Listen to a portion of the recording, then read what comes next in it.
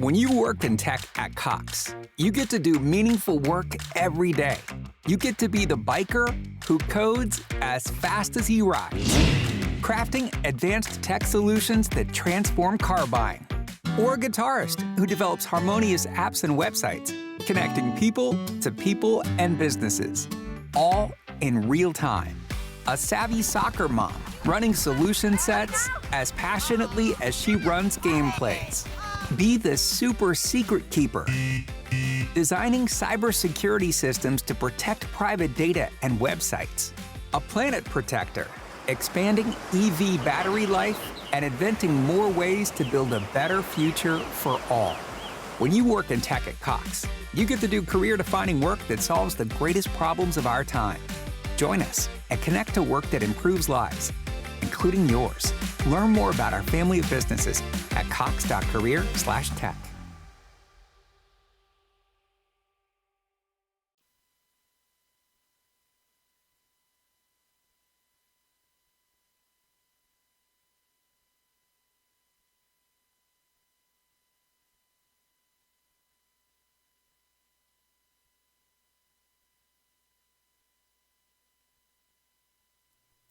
I have come here to chew bubble gum and kick ass, and I'm all out of bubble.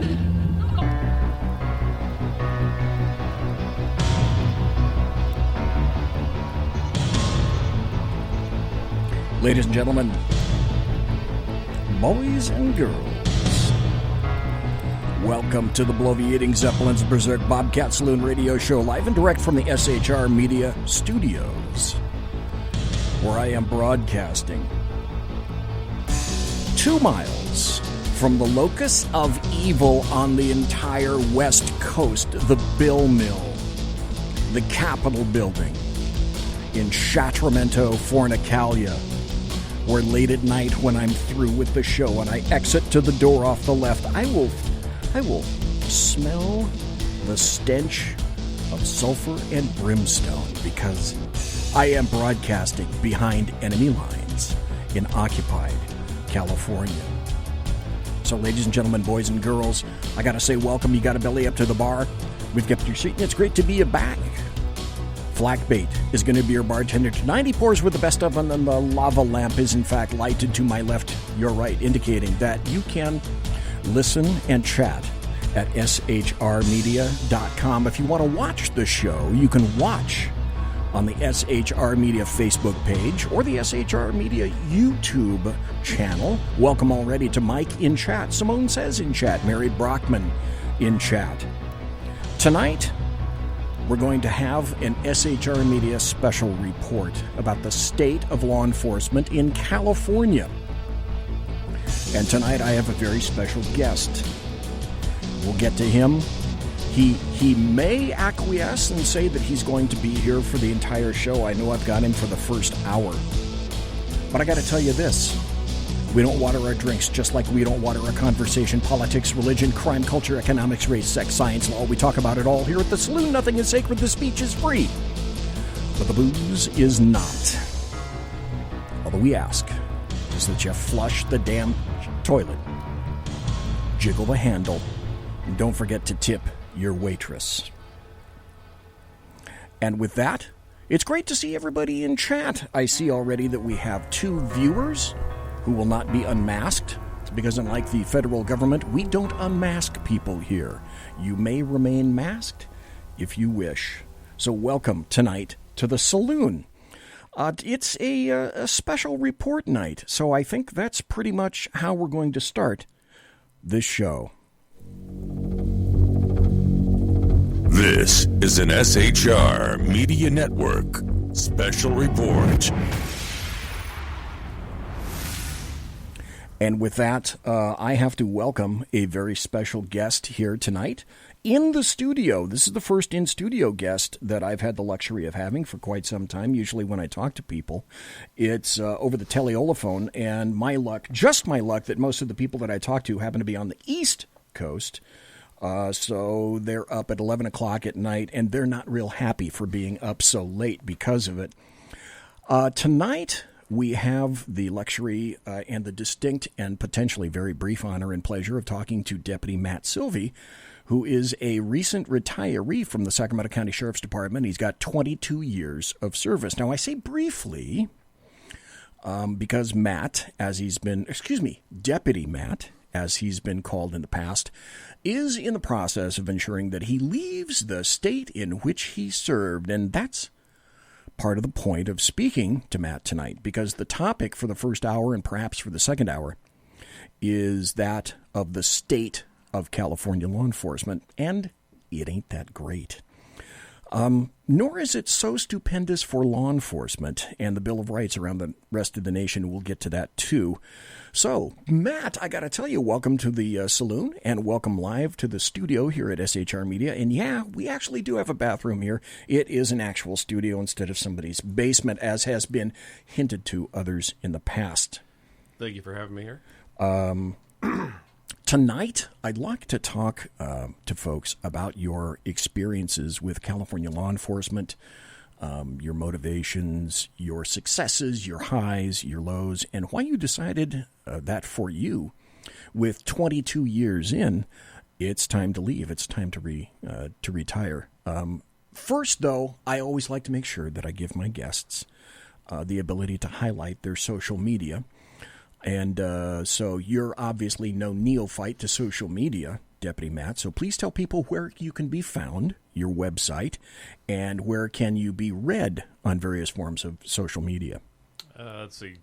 On Facebook, the name of the page is Deputy Matt and Others Who Serve. It's myself and, let's see, about, I think there's 12 total admins on that page. So Okay. myself and 11 others. Okay. They all have access to my blog, which is available on my website, which is at those-who-serve.com.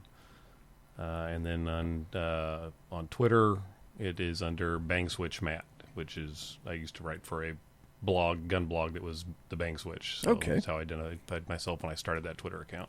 Cool. Well, let's start at the start then. Were you born in California? I was indeed, Sacramento right here. Oh, so you're a Sacramento guy born and bred right here. Third generation Sacramentan. Wow. Okay. So obviously you went to high school here. Where'd you go to high school? Jesuit guy. Ah, okay. A lot of my friends in the 60s, 70s, I was not Catholic, but I went around with a bunch of friends who I called them the Catholic Mafia because I was the only one who wasn't Catholic. So I'm well versed with Jesuit and with, the women's equivalent of that, the chicks' equivalent of that was St. Francis, I think. Or Loretto. Loretto. Okay, bingo. That's it. Loretto. So then from there, you went to college? Correct. I went to Sac State. Oh, another CSUS alumni. Correct. Okay. I can't tell you when I went there because that would be a little bit embarrassing. Okay, so did you do any military time? I did not do any military time. Okay, so when you were in Sacramento and you got out of college, well, let's go back a little bit. When you were in college, maybe high school as well, Deputy Matt, did you have any kind of interesting jobs when you were growing up? I've been working since I was 12. I started with a paper route.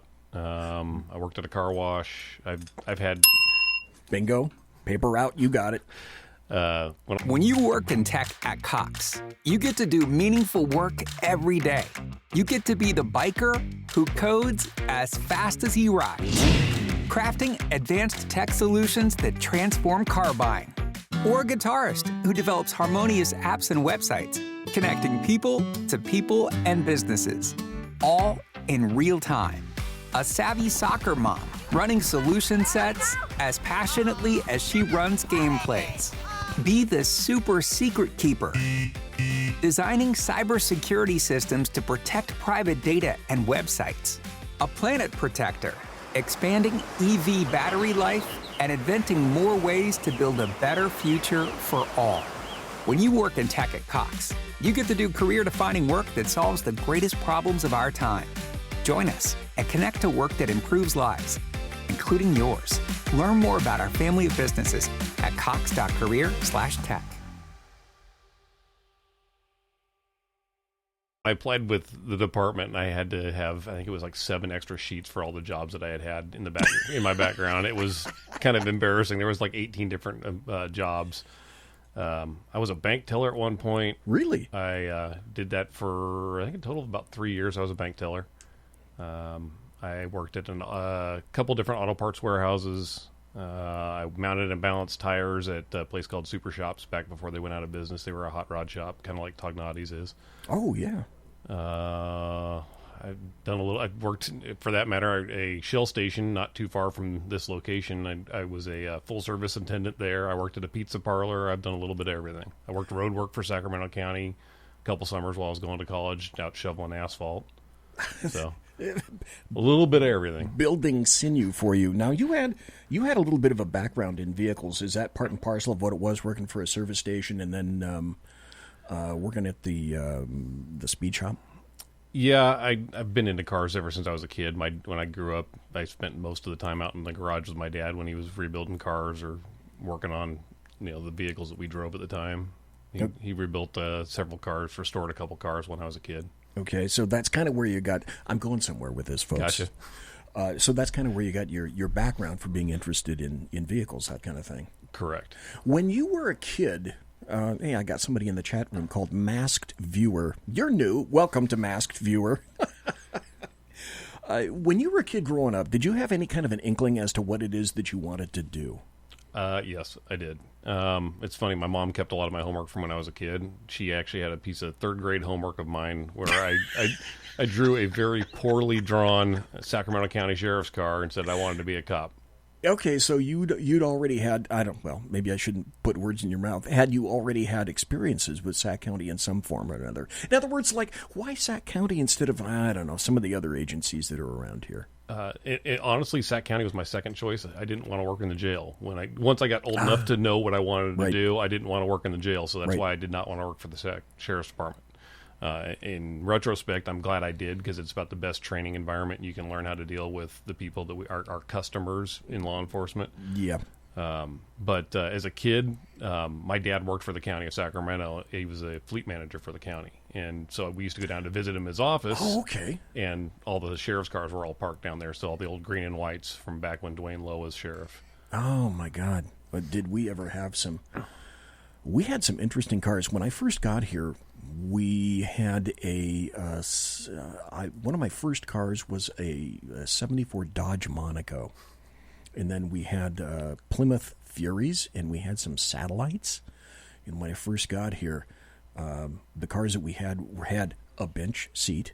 They had a radio head on the dash. They had 5, count them, all of 5 channels. A shotgun mounted right there.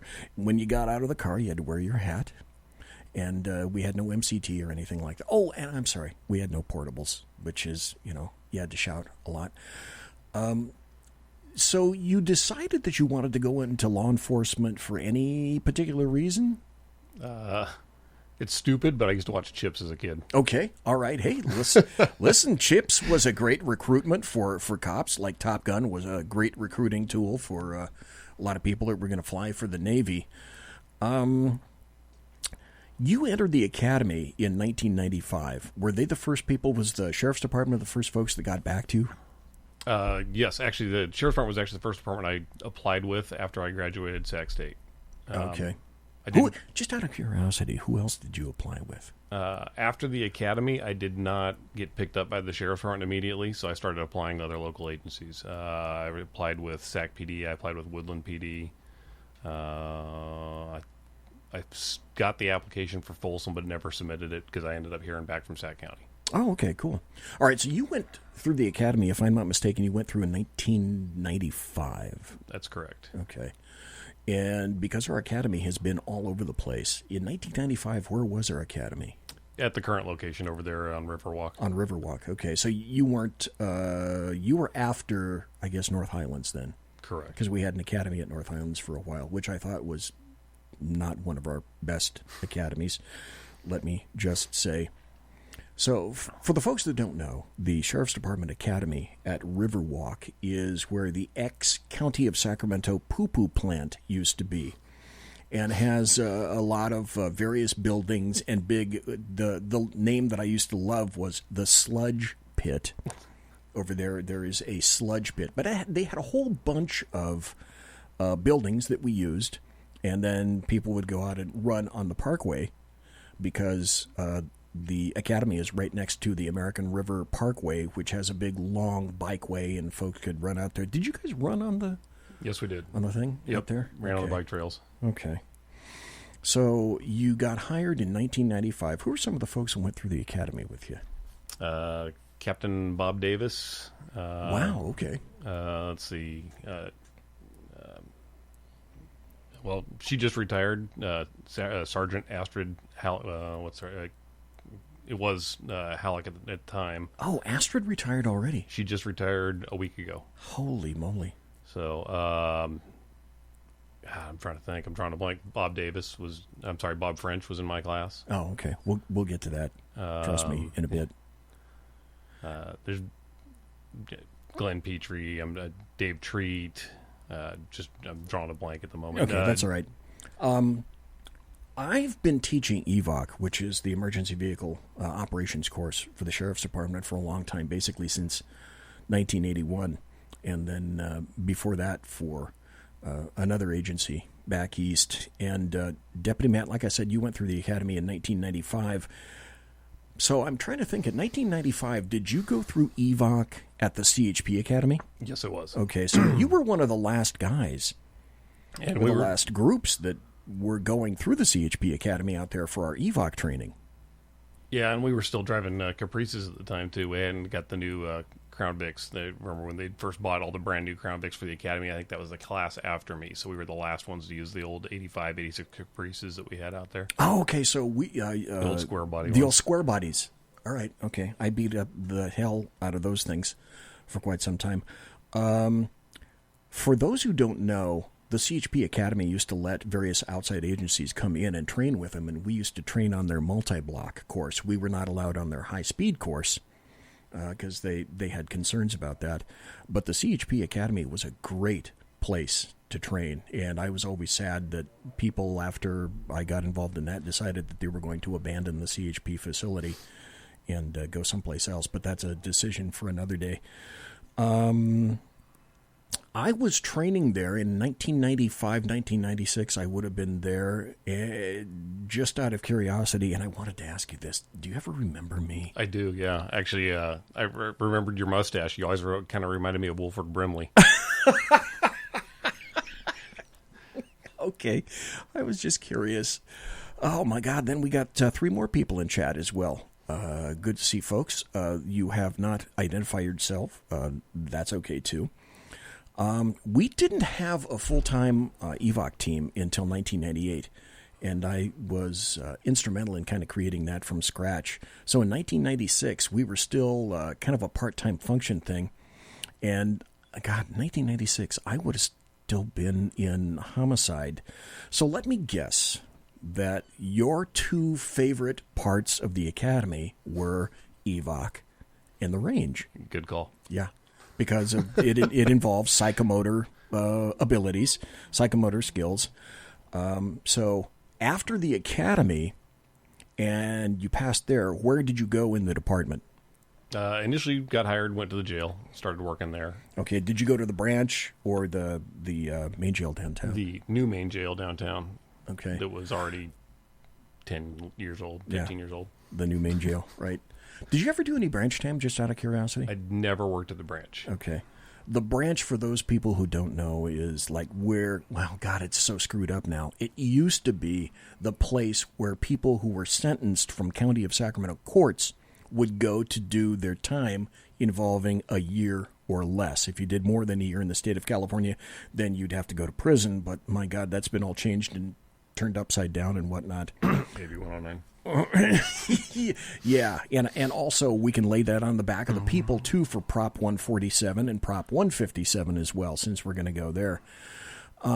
Without any implications or violations of, like, the California Lubricant Code or anything like that, can you tell us any kind of, like, wacky stories that may have occurred to you that are retellable from the jails? everybody that goes through the jail has a jail story. I've got a ton, and do you have any that are relatable?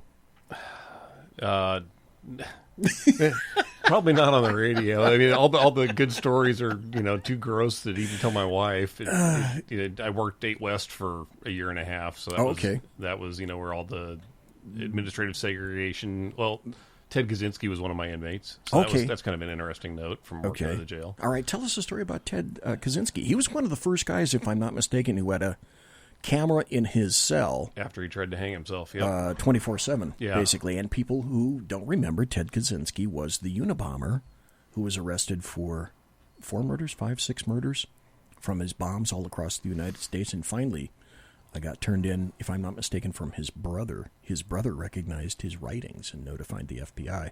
So any Ted tales, Ted talk? Ted was a weird dude. I worked day shift until I got picked up full time. So I got picked up as an on-call initially, and I was working on 8 West, and Ted was up there. And then I got picked up full time. I went to graveyard on the opposite end of the week. So at night, you had to monitor Ted because they put the camera in his cell, and we had it was about an 8-inch television. It was funny because it had a little sticky note on it that said TTV. It was Ted TV. Ted TV.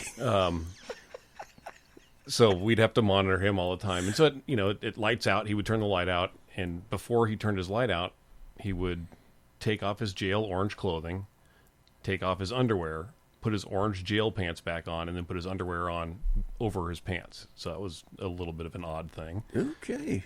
And then he would wake up in the middle of the night. You could tell because the light would turn on, so the camera, the display would get bright again. He'd turn his light on. He'd wake up, whip out a notebook, write down a couple things, turn the light off, go back to bed. All throughout the night, every night, he was always waking up, writing stuff down. He was just a kind of an odd dude. I don't remember. Was that the point when he was representing himself? Because I think he fired a bunch of attorneys, and he tried to represent himself for a while. So I'm curious if maybe he was making notes and whatnot. That's what I would guess. At this point, I think he still had an attorney. Okay. It's funny because he had, everybody had jail shoes. That's when you're in the jail, you got jail shoes. They don't have shoelaces or anything, so you can't hang yourself with your shoelaces.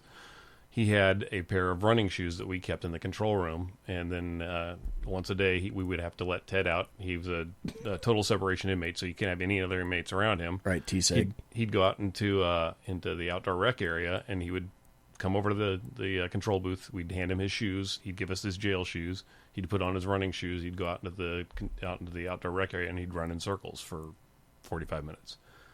It ended up to the point where you could actually see the track that he ran because it just left a circle. There was a big oval out in the outdoor rec from where he ran all the time.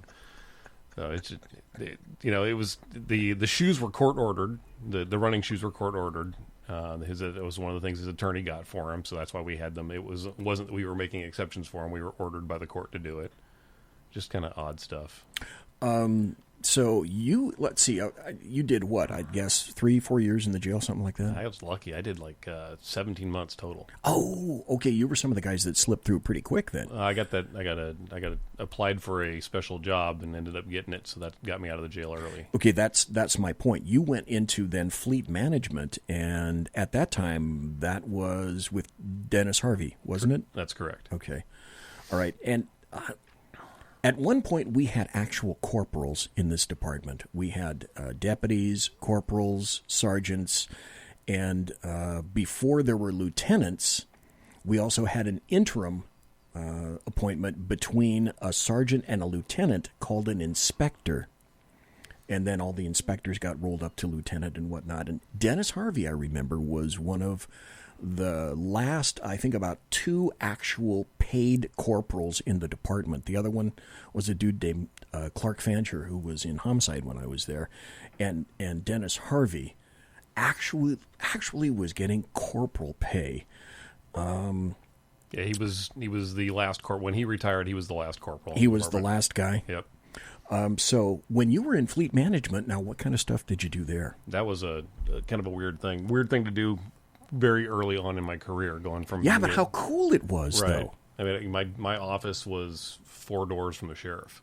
So kind of a weird environment, taking a brand new cop, throwing him up on the admin floor, and I did all kinds of stuff. I wrote budget proposals that we had to take over to the Board of Supervisors to get new vehicles approved. I wrote specs for vehicles that went out, that we'd send out to dealerships for bid on undercover vehicles.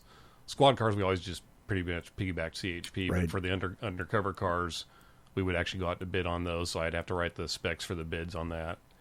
One of the first things that I was, as a project that they had us do, was looking for a upright shotgun mount solution to get rid of the overhead shotguns that we were using at the time. The overhead shotgun mount that was up on the rack. Oh, God, those were terrible. Because they would Oh, fall my off God. and land on your head. Yeah. Yep.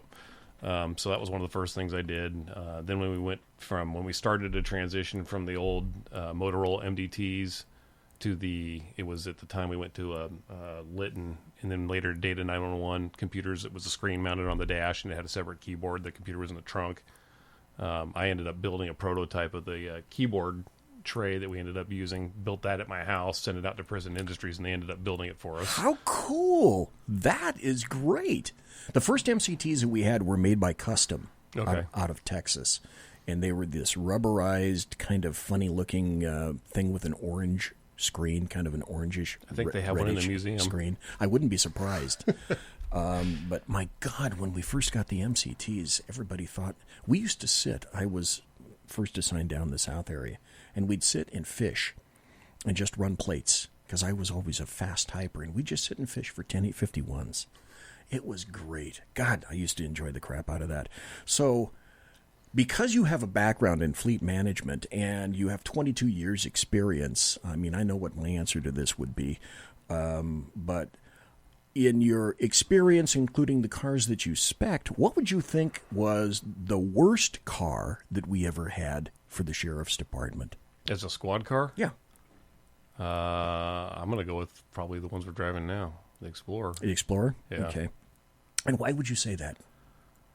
Now, are you talking about the Explorer, the SUV variety, or are you talking about the four-door? Let's delineate between the two. The other four-door Ford that basically is a Taurus SHO. No, I'm talking about the actual Explorer, the SUV. Yeah, okay. because the Tauruses that we bought, the police interceptors, we only bought 1 year of those. We stopped buying them because there just wasn't enough room in them. Okay, all right. The SUV, it's so much stuff relying on electronics, and the electronics are kind of fidgety. Unfortunately, I was one of the first guys to get one in patrol. It was fortunate because it ended up having the license plate reader on it, so that was fun because I get 10851s with it all the time. Oh yeah, there's nothing without having to work. You know, it would find the car for me while I'm driving down the road. So that was fun, but one of the first cars, it had prototype equipment that we hadn't figured out what we were going to put in it yet at the time, and it just there was so much computer stuff running in that car all the time. It would do weird things. Like I'd go to start the car, and sometimes it wouldn't. You'd have to turn the key 15 times before the car would finally start. It was just bizarre little gremlins that were going on, and I'm not sure if that was a teething thing, with the first generation of that being a cop car, or if it was just an issue with the whole thing. My experience mainly is based on that one vehicle that I drove. Okay. We got about 4 minutes left before the bottom of the hour break. If that's your worst car, then what was the best car that you happen to have? I really liked the last generation Caprice, but I'd have to probably go with the Crown Vic. I didn't drive the Caprice enough to I'd probably put maybe 10 shifts in a Caprice. The 95 Caprices. 94, 95? Yep. Right. The power plant, the transmission were phenomenal. Handling wise, I didn't like them as much as the Crown Vics. The Crown Vics were pretty. They didn't do anything perfect. They did everything really, really well, and they were pretty durable. So I'd have to give it to the Crown Vic, the last gen Crown Vic, from '98 and newer. Yeah, because they stopped making. Here's the thing, folks. If you are seeing a cop car, a Crown Vic, on the street these days right now, the Crown Victoria was last manufactured in 2011. So that means that those cars that you're seeing are at best 8 years old. Saw a CHP one on the road today. Yeah. It's got to be one of the last ones out there. It's like, and my God, they still have them. There's still people driving Crown Vics out there today. which is a hell of a testimony to the car itself. Right. And then number two, a hell of a testimony to the agencies that are still keeping them, because they'd rather beat the crap out of those than they would transition over to something like an SUV or something like that. Let's see. We got about 2 more minutes before the bottom of the hour break. You became, after that, working in fleet management, you became what was called a retread in this department. In other words, you went through training, you passed patrol training, you went to some other assignment, usually it was the jails, and then you spent some time in there and you came back out to patrol, is what we used to call a retread. You came out to patrol on a very notorious day, your first day in patrol. What was that? That was actually after I finalized. Okay. So I was done with patrol training. My first day as a solo patrol cop was September 11th, 2001. Okay. We're going to go... now, were you were assigned on what, days? Swings? I was, at the time, I was on swing shift. Okay. Correct. So when you came to work that night, 9/11 had already occurred, and people were talking about... Actually, I had a Morrissey hearing that morning, so I was in early. I had a Morrissey hearing at the branch. Okay, so everybody remembers where they were right at on 9/11. Let's see, I think I can squeeze this in about a minute or so. I was working the S1 position in communications, which is the comm sergeant. And to this day, somebody called me up, and I have no idea who the hell it was. They called me up at the S1 position, and they screamed over the telephone, turn on the TV 3 times, and slammed the phone in my ear. Now, in comm at the time, we used to have TVs that were on, but, they were closed captioned underneath. And we changed it to the news, and that's where I first became aware of what had happened on 9/11. And everybody knows. Right.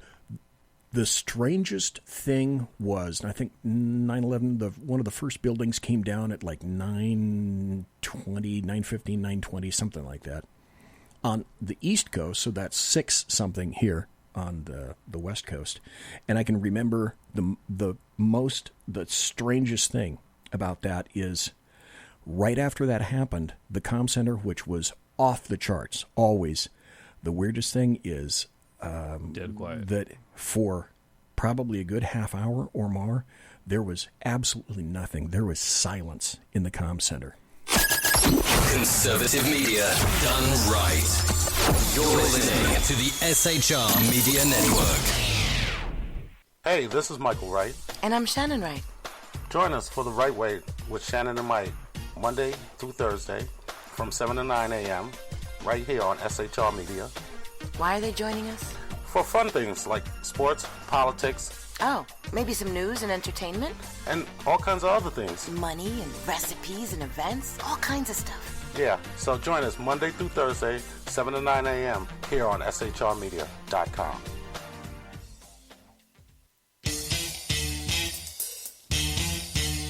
From a public locker inside a dilapidated Long Island rail station comes a show designed to piss off liberals using truth, facts, and ridicule.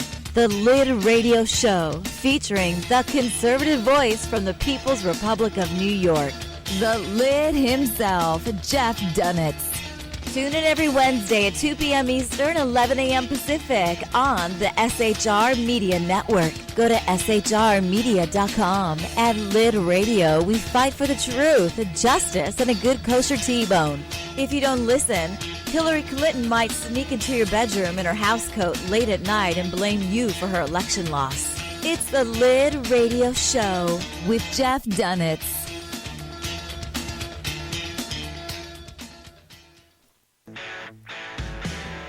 Hey girls, Carry Girl Gear is here. More and more women every day are concealed carrying, participating in competitive shooting, and getting firearms training. It's not a boys club anymore, and we don't have to shop in their stores anymore either. Finally, a cool and unique clothing line just for women. Dope tees and hats for the patriotic concealed carry and 2A girl. So what are you waiting for? Go check out carrygirlgear.com today. It's your business diva here, Melanie Collette. I am inviting you to a front row seat as I discuss some of the most intriguing details of wealth and finance with today's movers and shakers in the world of business. Listen in and discover financial truths on a global, domestic, and household scale. Uncover topics that will impact your wallet today and in the future. Money Talk with Melanie airs Monday through Friday, 5 p.m. East, 2 p.m. West, right here on SHR Media and High Plains Pundit Talk Radio. You can't afford to miss it.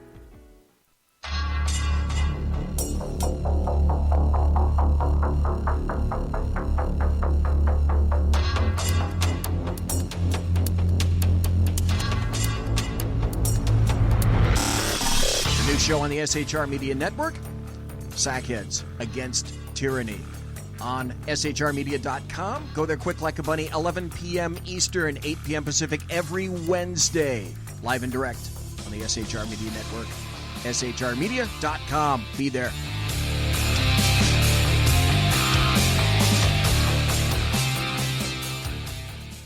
For 50 years, I've seen the American people blinded by corrupt politicians, a lapdog media, and deceptive Islam. The one thing the elites fear is one man with a cane. I'm Dave Milner.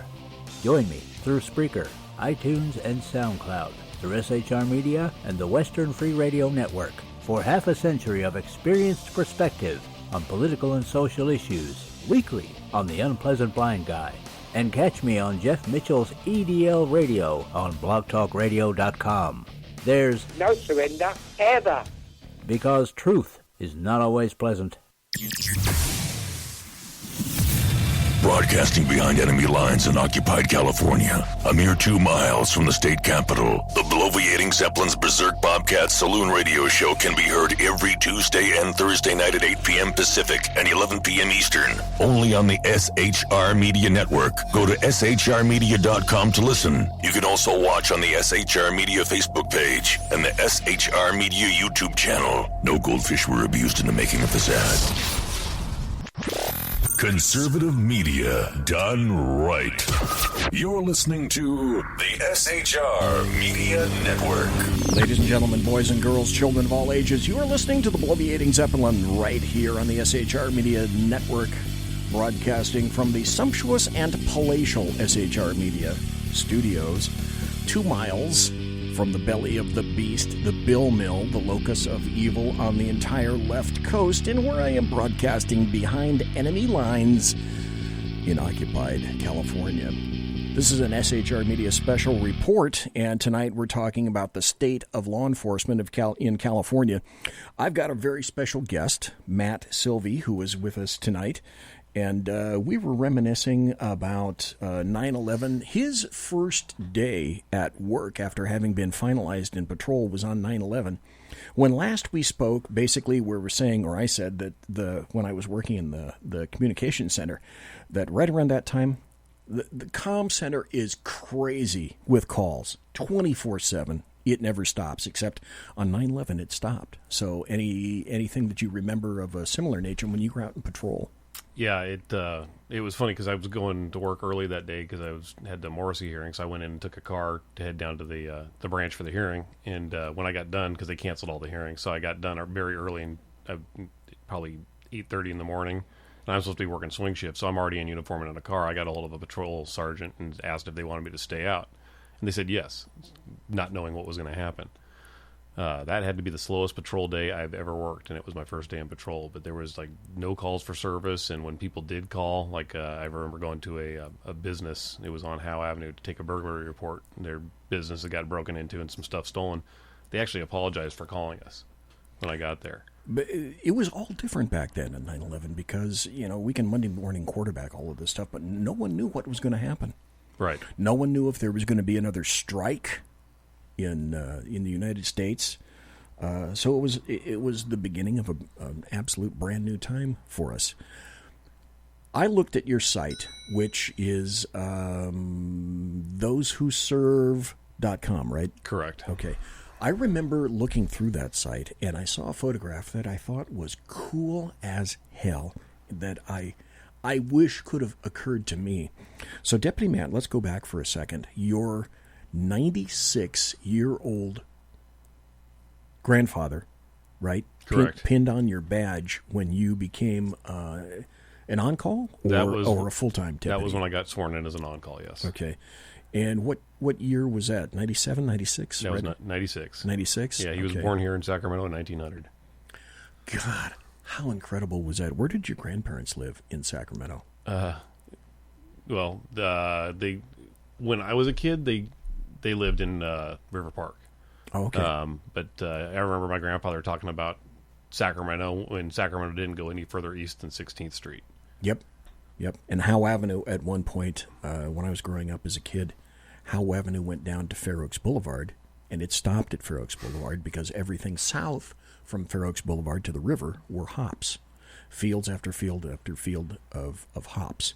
My parents' house, my grandparents' house, which was also the house that my great-grandparents built, was, you remember where the CHP building was, the big orange building off of Broadway, that multi-story building? Yes. My great-grandparents originally owned the land from 27th Street all the way over to that building, which is, I think, now Caltrans, if I'm not mistaken. CHP left that building, and they owned all that property.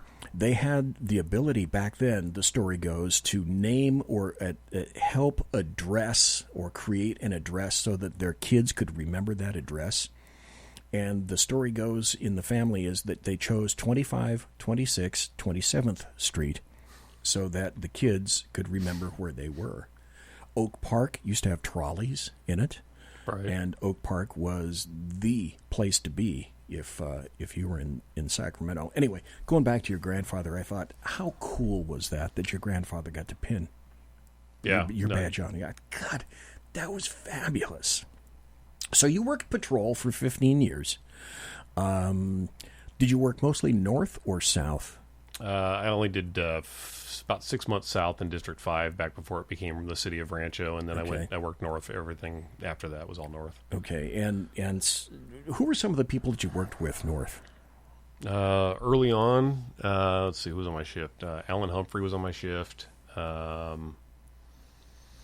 Jeff Spackman. God, I'm trying to remember. That's a long time ago. Brian Croteau, Todd Hingle, Roger Inglesgard. Everybody has great stories when they're in patrol, and there's too many to talk about. I mean, we could start talking and swapping cop stories here for a long time. But are there any stories or situations or calls that stick out for you that were like either unusual or like sphincter clenching, anything like that? You know, it's funny because every time somebody asks me that, I draw a total blank, but then we'll start having a conversation later on, and I start remembering things. So right now, I'm drawing a total blank. Okay. Well, let's put it this way. During the break, we were talking about how many shootings, basically, we've been involved in. And cop work can be so weird sometimes. I've been involved in 4 shootings. 3 that I was shot at, and 1 where I actually returned fire. But the thing that was weird is that all 3 of my shootings where I was shot at in Sacramento, every last damn one of them was on a welfare check call.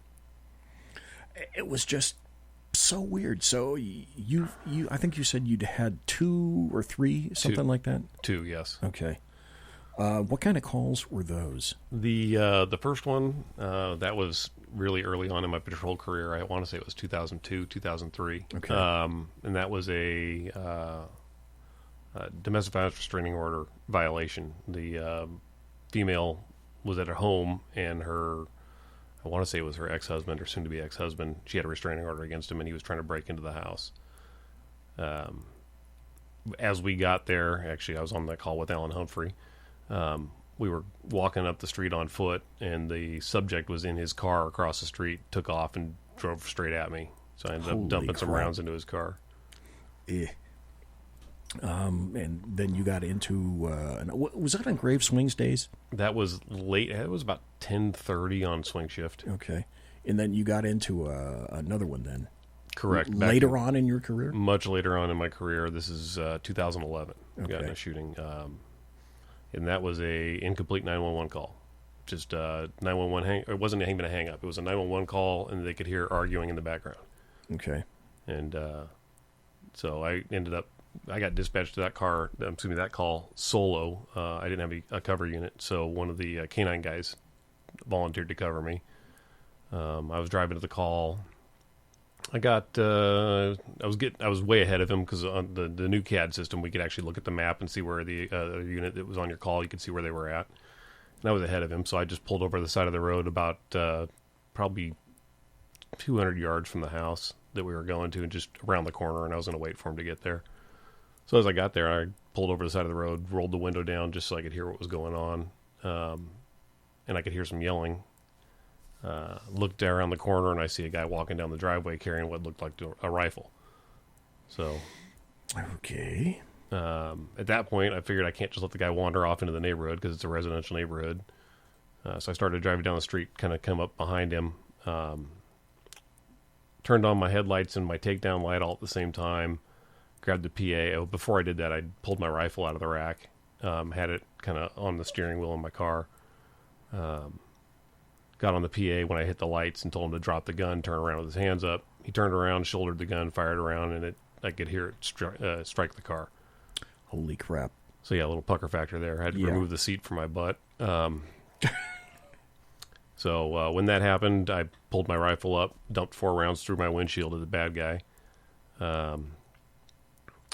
Stopped firing, looked up, determined he was still standing, and I'm in my car. I'm not in a good spot. So at that point, I threw the car in reverse, backed out around the corner back to where I had just come from, got out of the car. At that point, I put everything out on the radio, what was going on.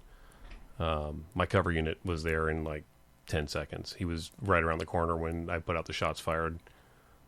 He got there just in time for the suspect to come walking towards us. At this point, he had put the rifle away, went and got a handgun and was walking towards us with a handgun.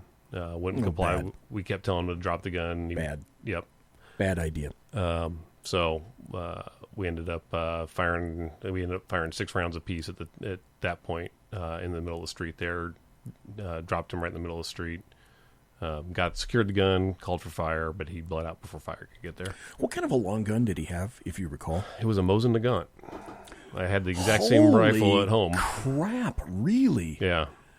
Okay, that's not something you commonly come across. No, it's not. And, at all. It's weird because I thought it was a white patent leather sling. I thought it was kind of like a dress rifle initially when I saw it because it was a white sling, but it ended up being a piece of rope that he had tied from the butt to the forend on the gun. Just a piece of white rope. But it was kind of weird because I described that to Homicide later during the investigation, and they ended up telling me later on that it was actually a piece of rope, but it just, for whatever, something that went through my head was that it struck me as a patent leather white sling, like on a dress rifle, like a Garand or something like that. That's just plain bizarre. Yeah, in terms of the stuff that you come across on the street. Just out of curiosity, do you remember what it was chambered for? 7.62 by 54. Holy crap! I've got the same exact rifle at home in my gun case. Okay. It was weird because, the first thing that went through my head when I saw him fire the first round, I saw the muzzle flash, heard the report, I heard it strike my car, but when I was thinking about it afterwards, I remember seeing sparks, and lead doesn't spark, brass doesn't spark when it hits asphalt. He was shooting surplus ammo, and it was steel core ammo. So when it hit the ground, it ricocheted up, and the ricochet is what caught my car. It actually hit the frame rail directly below my seat. So his windage was dead on. His elevation was off, thank God. Good God. Okay. But I haven't faced long guns. all of my stuff was small. Yeah, so it's funny because the Homicide, they ended up doing the whole investigation, and they determined that actually one of my first 4 rounds that I fired through my windshield ended up striking the guy. They peeled safety glass out of a wound on his right hip. Nice job. So Nice job. Take something positive away from it. At least my shots were on. Just out of curiosity, was he a 5150 kind of guy? Yeah, he'd had mental health issues the whole time. His entire career. I guess he was in the military for a little bit. I don't know what was the cause for him leaving, but I don't think it was an honorable discharge. I think he had something come up that caused him to leave the military. He was living at home with his parents. He was I think at the time he was 2 or 3 years older than me. He was 47 at the time. and was living at home with his very elderly parents, and they had called 911 because he was acting bizarre, and he had some psych diagnoses, but wasn't taking any of his meds. Yeah, been there, done that. Got the ticket on that thing. And the reason I ask that is because you are in possession of a long gun, and you decide that you're going to put that down in lieu of a handgun, as in what the hell were you thinking? But thank God he did. Right, the long gun actually apparently. I don't know if it was a failure to extract. All I was told is it had jammed. Yeah, I was just going to say, was that the like the backup, because he finally figured that something either stovepiped or what? Just out of curiosity, what kind of a handgun did he have? It was a Colt. I'm trying to remember the name of the model. The little 380 looks like a 1911 that they were making back in the day. I think it was like the Pony, or I don't remember. Okay. But it's funny because he had actually already had to go all the way back in the house to get that. The rifle locked up on him for whatever reason. He took it back in the house, got the handgun, and then came back out. Okay. The other thing that I noticed when reading some stuff about you is that you have a success in CPR. I am 0 for 3 in CPR. CPR and I were not getting along very well, famously, for a while. But apparently you pulled one through. What was that? It came out as a welfare, or I think it was an assist with fire is how it came out. It was at a park in Carmichael. We got a 911 call. It got transferred to fire, but it was a man down in a park, not breathing. I got there. I was literally like 2 blocks away when I got the call, so I was there real quick. And thank God at the time they had already gotten us pocket masks in the cars. Oh, okay, yeah. No kidding. So I got there. Before I ran over to where he was, I remembered to go to the trunk and get the pocket mask out. Ran over, started doing compressions on him. I never even ended up having to use the pocket mask because fire got there pretty quickly, but I was doing compressions on him when they got there, and I talked to one of the fire guys a couple of weeks later, saw him at a different call, and he said the guy actually pulled through. They got him to the hospital. He was breathing, and the last they saw of him, he was actually doing pretty good, and the doctors thought he was going to be fine. Kudos for you. That is a really good story, because what a lot of people don't realize is CPR is not the magic panacea that a lot of folks think that it is, and I've had 0 luck with CPR. Here's another rather pointed question for you. Why can't you say the word dildo on Cops? I don't know. Apparently, you can't say dildo on national television.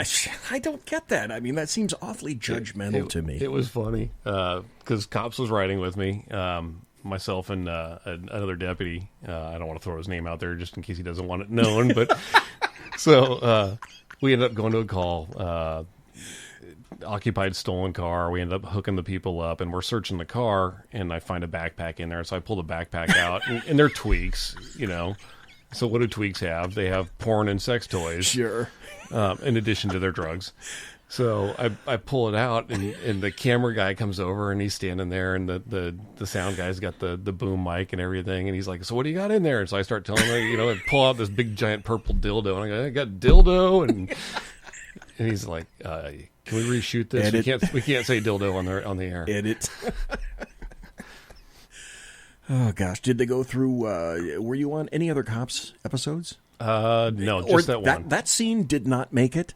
They did. They reshot the whole thing. They had me start back over with the backpack. So, in an unknown device. Yes, I think I had to say adult sex toy is what they referred to it as. Okay. Well, you were on Cops, and a long time ago in a galaxy far, far away, I was on a show called American Detective in 1992 when I was in warrants, and my partner was Roger Stanfill, and who was my other partner? Tad Easterday. Those were good times. So, Deputy Matt Silvey, when you were in patrol, you came across some challenges and some downsides. And we talked earlier that because of the shootings that you'd gotten into, let me go back a little bit. When you were in patrol, because this is kind of a thing for me, you became a training officer for a while in patrol. Correct. Okay. And when you were a TO, about how long were you a TO? Total of about 5 years. I was what do they call it, reserve training officer for, I think, 2 years, and then I was a TO for 3. Okay. And then you decided that you were going to that basically you'd had enough of training at that point? I was getting fed up. Trainees that were having issues. There was, we were short-staffed in patrol, and so there was a push to get everybody through training, whether they should have gotten through training or not. And I finally, my beat partners used to refer to it as my manifesto. Politics. My resignation letter from being a TO was 3 pages long, and apparently it made it all the way up to the boss. Who was that at the time? At the time, I think that was still McGinnis. Okay. Yeah, because I was at North Central at the time, so that would have been McGinnis at the time. So let's see. If you did 5 as a full-time and 3 as an RTO, you did 5 total years. Total, yeah. Okay. All right. You were a TO a little bit longer than I was. My last year and a half in patrol in the late 80s, I had a trainee in my seat every day for a year and a half. I didn't get a break. I got no breaks. I mean, I did not have one shift by myself for the past year and a half while I was in patrol. And quite frankly, that wears on you. That drove me out of patrol. And that's when I decided that I was going to take the detective's test. And while you're a training officer, you get kind of a rep. And the weird thing about me is it wasn't until I left patrol and I went to detectives that I discovered that I was used by the North Station captain at the time, who was named Lee Dean, as a hatchet man. I had no idea. And for the last year and a half, I kept wondering, except for a couple of people, I kept wondering, why do you get all the screwed up trainees? Why can't people pass? Why am I having such a difficult time getting people to understand how important patrol is? And for whatever reason, I'm not getting through to these people. I mean, I used to write like a 10-page daily. I used to write a 20-page weekly for this stuff. And when I found out later, I was very depressed. And that is the primary reason that I went to detectives. I just got burned out. Yeah, I just got flamed. It is. It's very trying, especially if you got trainees that are having trouble. If you got a good trainee, it's easy. Oh yeah, it's lovely. It's a piece of cake. I always had a rule. I drive Fridays, so my Friday, whatever that day of the week that was, I drove that day because I couldn't do 4 days a week with the trainee driving. So I would let them drive the first 3 days, and Friday was a sanity day for me. At least I got to drive one day. I tell you what, I wish I had the sanity to be able to do that and say, okay, today your jurisdiction ends here. Today I am driving, but no, I wasn't smart enough for that. When you decided that it was time to leave patrol, was it the FTO thing, or had you stopped being an FTO and you still had a few I don't know, a year left in patrol after you became? No, I stopped being an FTO quite a long time ago. It was I left, but you were still in patrol. I was still in patrol. Okay. I stayed there. Yeah, right. I even after I left patrol, when I went and did other stuff later on, I still miss patrol. I even the dumb calls. I just liked handling calls. I enjoyed that. I don't know what it is about it. It's hard to put a finger on what it is I like about it. It's you're out there trying to help people. You're trying to make sense of stuff that doesn't make sense. It's trying to make sense out of the senseless, essentially. I can remember being in patrol and working on my Friday, and I would be that weird-ass guy who would want to sling calls late just because it was my Friday and I just didn't feel like going home just yet. I mean, let me back up and talk about this just for a second. I see we got about 4 more minutes before the top of the hour break. Back when I was in patrol, and I want to ask you if this is the same environment that you encountered as well. Back when I was in patrol, and this would be the mid-'80s to the late 80s to about 1990, right around in there. Back when I was in patrol, people loved to work patrol. I had great beat partners. I loved the job. I had some fairly decent supervisors who can make it or break a unit, basically, right, as you well know. But there were days where I can't think of a day when I didn't really want to be in patrol. Now, because I've broken that for so long now, well, let me get back to that issue. When you were in patrol, was it similar to that, where the folks that were in patrol were dying to be there? They were having a good time. I mean, when I was in patrol, I had a great time. It was fun. I actually had fun. Did you have fun when you were in patrol? Yes. And I would say probably about half of my coworkers had that attitude. They really liked patrol work. For that matter, I think one of them just finally left patrol just now, and he actually promoted. So that's the only reason he left patrol. He was there from the time I started until I think 4 months ago. Wow. So it's there were some very good solid beat partners that just really good patrol cops, enjoyed working patrol. Yes. Yeah, that's the thing. When you find that certain clique, that certain group or unit of people that you work well with, man, I'm telling you, in patrol, there's nothing better. Nothing better. You can tell what your partner's doing just by the tone of their voice on the radio. You can tell if they need help. That kind of there's definitely there was a group of people that were like that were the same way as that. Okay, so you left patrol in, I think you said 2011. No, that was when my shooting was. I left patrol in 2015. 2015, okay. That's not that far away. That's only 3 years ago. So compare and contrast. What's the temper of the times in patrol? Are people having a good time in patrol? Or are they looking at patrol as, okay, it's a stepping stone, I'm going to have to go here, but I want to go someplace else because it's not that fun? I think that the second part there. I think most people are looking at patrol as if you want to do something else, you got to go work patrol for a while. It's definitely, I mean, from the time I started to when I left, the landscape has changed dramatically. You can put your finger. I look at when I started seeing the change was going to be right around 2008. Figure out what happened around then. Okay. And then by 2014, it got really bad after Ferguson. Okay. I remember going to calls here, 2,000 some odd miles away from St. Louis, and getting told that we killed Mike Brown. I'm like, showing up at a call and getting blamed for stuff like that. It's like, this is not remotely, it just the social atmosphere changed quite a bit.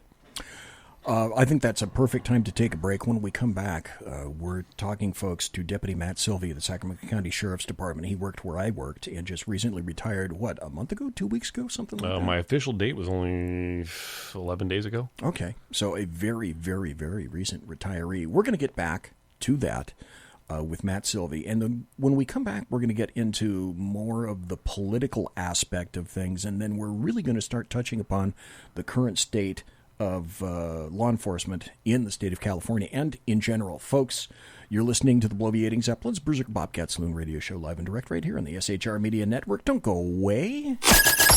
Conservative media done right. You're listening to the SHR Media Network. Hey, this is Michael Wright. And I'm Shannon Wright. Join us for The Right Way with Shannon and Mike, Monday through Thursday from 7 to 9 a.m. right here on SHR Media. Why are they joining us? For fun things like sports, politics. Oh, maybe some news and entertainment? And all kinds of other things. Money and recipes and events, all kinds of stuff. Yeah, so join us Monday through Thursday, 7 to 9 a.m. here on SHRmedia.com.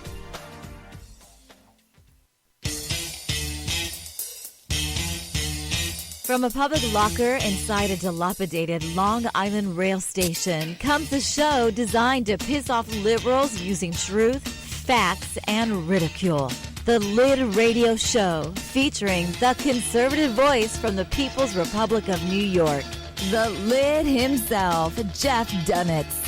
Tune in every Wednesday at 2 p.m. Eastern, 11 a.m. Pacific on the SHR Media Network. Go to shrmedia.com. At Lid Radio, we fight for the truth, justice, and a good kosher T-bone. If you don't listen, Hillary Clinton might sneak into your bedroom in her housecoat late at night and blame you for her election loss. It's the Lid Radio Show with Jeff Dunitz.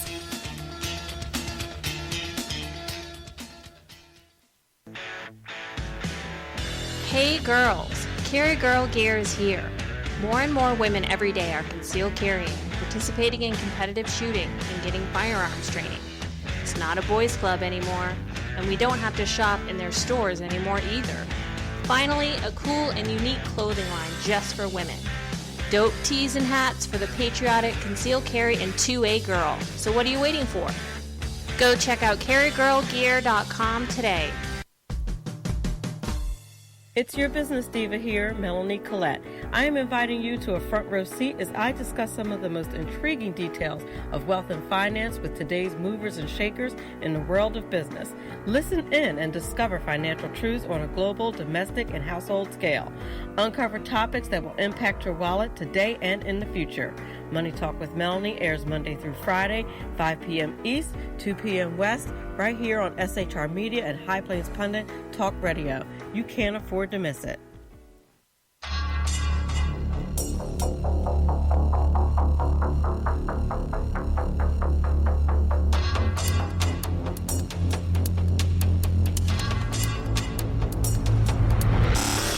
The new show on the SHR Media Network, Sackheads Against Tyranny.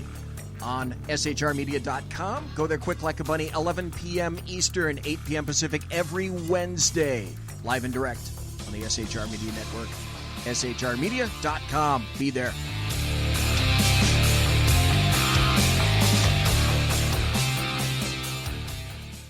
For 50 years, I've seen the American people blinded by corrupt politicians, a lapdog media, and deceptive Islam. The one thing the elites fear is one man with a cane. I'm Dave Milner. Join me through Spreaker, iTunes, and SoundCloud, through SHR Media and the Western Free Radio Network, for half a century of experienced perspective on political and social issues, weekly on The Unpleasant Blind Guy. And catch me on Jeff Mitchell's EDL Radio on blogtalkradio.com. There's no surrender, ever. Because truth is not always pleasant. Broadcasting behind enemy lines in occupied California, a mere 2 miles from the state capitol, the bloviating Zeppelin's Berserk Bobcat Saloon radio show can be heard every Tuesday and Thursday night at 8 p.m. Pacific and 11 p.m. Eastern, only on the SHR Media Network. Go to shrmedia.com to listen. You can also watch on the SHR Media Facebook page and the SHR Media YouTube channel. No goldfish were abused in the making of this ad. Conservative media done right.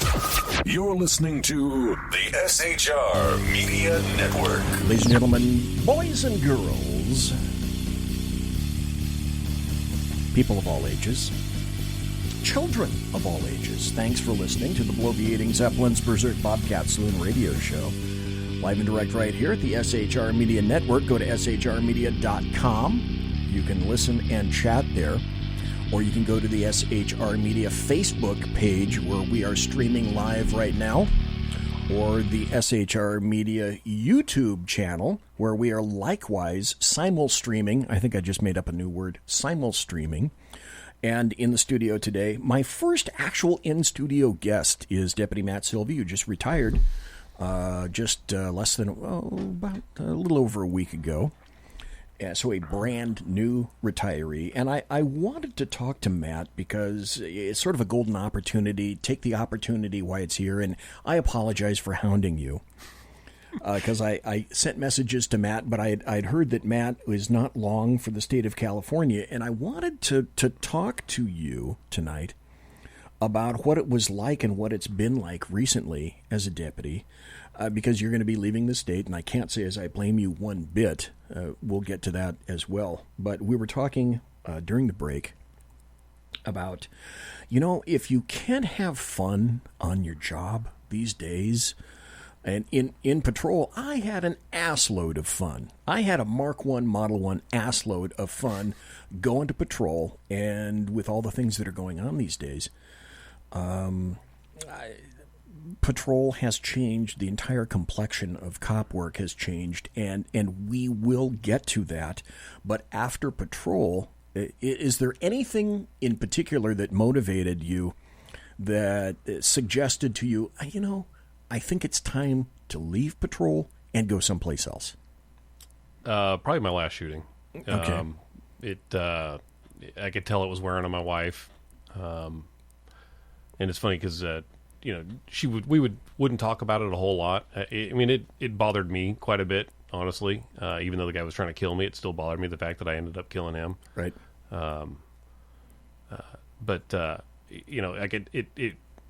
She worried a lot more, and when you don't get shot at, you start thinking that, okay, the job's safe, but then all of a sudden that reality check hits you, and I could tell it affected her. A little bit of mortality seeped in. Yep. Well, when you decided it was time to leave patrol, where was it that you went? I ended up going to EVOC. I ended up being one of the full-time guys out at EVOC, one of two. So it was... I've always liked cars. I've always liked driving, and it worked out well. The only other guy at the time that was there, because they'd just promoted somebody out of there, he and I have got along very well. Ken, right? Ken just promoted out of there. Yep. Okay. And so my partner Marty and I've known him almost my whole patrol career. He was always a graveyard guy. I was a swing shift guy. We worked the same areas, so we saw each other. We always got along well. We never had any issues. And Marty DeGarro, great people. Yep. Great people. And so I ended up putting in for that job and got lucky and got it, and worked there until I retired. So that was how many years did you work EVOC until you retired? About 3. 3 years? Yeah. Okay.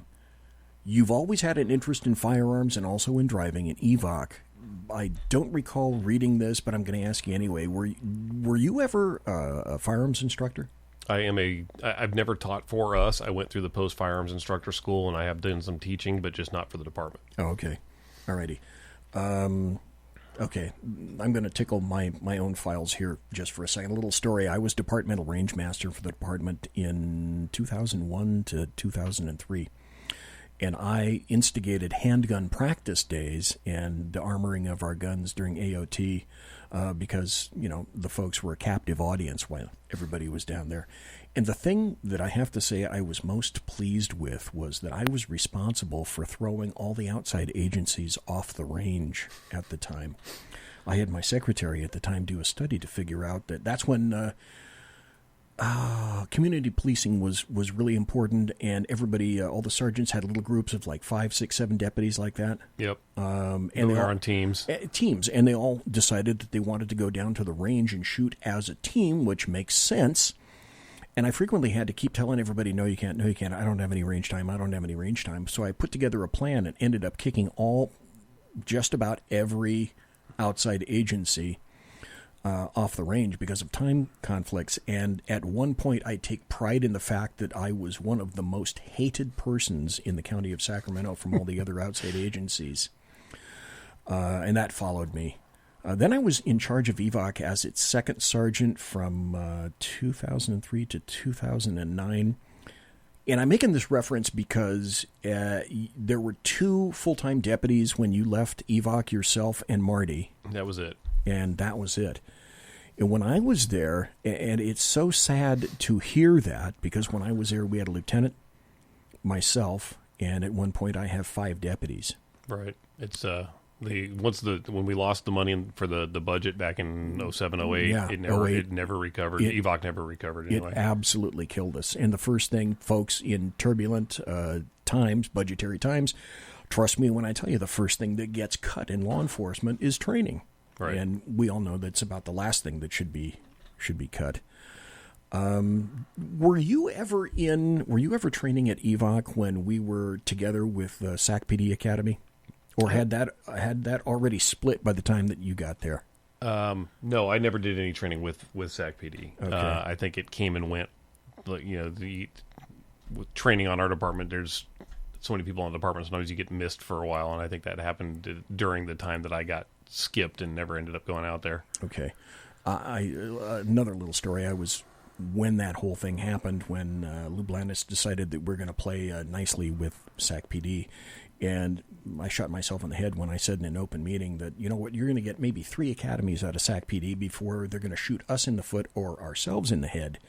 And if you get to 3 academies, I'll be surprised. Well, boy, did I receive a lot of crap because of that. Only I was wrong. I overestimated by 1 academy. They only made it 2. Yeah, we only made it 2 academies before we split because of that. So basically what I did is I underestimated SAC PD's ability to blow shit apart, which they did quite readily there. But enough about me. What about you, Deputy Matt Silvey? Tell us about your last years with the Sacramento Sheriff's Department and just being out of patrol and back into the training groove. It would seem to me that you were enjoying what you were doing. You're teaching in-service people, you're teaching academy people, and, hey, you're finally starting to get a new fleet of cars, right? Yeah, we got a brand new fleet of cars. I'm a car guy. I have access to a track in my own car. I can go out and trash on the track anytime I want. So although cool was that? That did hurt the tire budget, kind of took a hit on that one, though. But yeah, I mean, that's a lot of fun. That's training that I always, as a student, I always enjoyed going out to evac. I'm not one of those people who freaked out and was pulling over the side of the road to vomit on the way out there. And there were those who would do that. That in the range. Yeah. And those are the 2 kinds of training that I actually always enjoyed going to. I as a student, I always enjoyed it. So as a instructor, it's even more fun, especially when you get to go out and you get to pretend to be the bad guy and have the cops chase you. That's always fun. And I don't go to jail when I'm done. We gave up. Did we give up the skid pan? I think we did give up the skid pan. We can't do skid pan in the new cars. Yeah, well, we do it's about a 10-minute thing now, though. It's all understeer. There's no oversteer recovery. Yeah. It's basically, I would guess, it's an exposition or a display of what to expect, not a continuous training venue. Pretty much, yeah. We throw you in an Explorer. We go out there, and the Explorers, unless you do some seriously, way overspeed into a corner, it's really hard to get an Explorer to oversteer. They won't oversteer under power like a Crown Vic would. So they understeer like crazy. And we've actually noticed a big increase in crashes of people going into corners too fast, and it's because the cars are really quiet and solid. You don't feel the speed in them like you do in a Crown Vic, so people are going into turns way fast and hitting curbs. So they with the systems that are in that car, understeer recovery is significantly different than it was in a Crown Vic.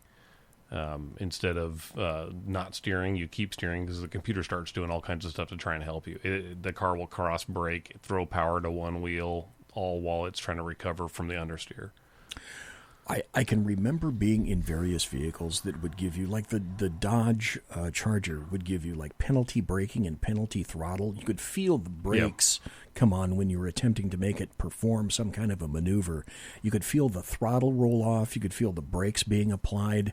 I'm guessing that that's still continuing with the Explorer. Yeah, the Explorer will brake all on its own. If you start to get the car sideways, the computer's, it's actually a very smart system. I can't really knock it. It's no fun for a guy who likes to drive. Or likes to slide cars around because it won't let you do it. But for the average driver, it's actually very good. There's a G-force sensor in the middle of the car, so it knows what the car's doing. It measures like lateral, yaw and all that good stuff. It knows what your tire's doing because the traction control and the ABS know whether your tires are spinning or not. And the car will actually, if the car starts to get sideways at all, it actually will try and brake whatever wheel it determines it needs to brake to try and straighten the car out. So a lot of the stuff that you used to have to know that we taught on the skid pan for cars that didn't have that kind of stuff, the computer's doing it all for you now. Let me ask you this, because I haven't heard any statistics about it, but I have some thoughts.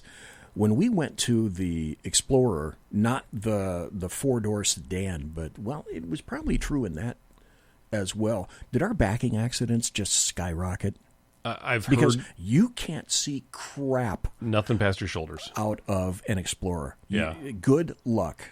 Thankfully, our department was smart enough to buy cameras on them. Right. When CHP first got their first, when CHP bought 2013, we bought them. CHP bought them. CHP didn't get cameras installed from Ford. Oh, tisk. They ended up sending them out later and had them all retrofitted with cameras. At least the guys that I talked to in patrol.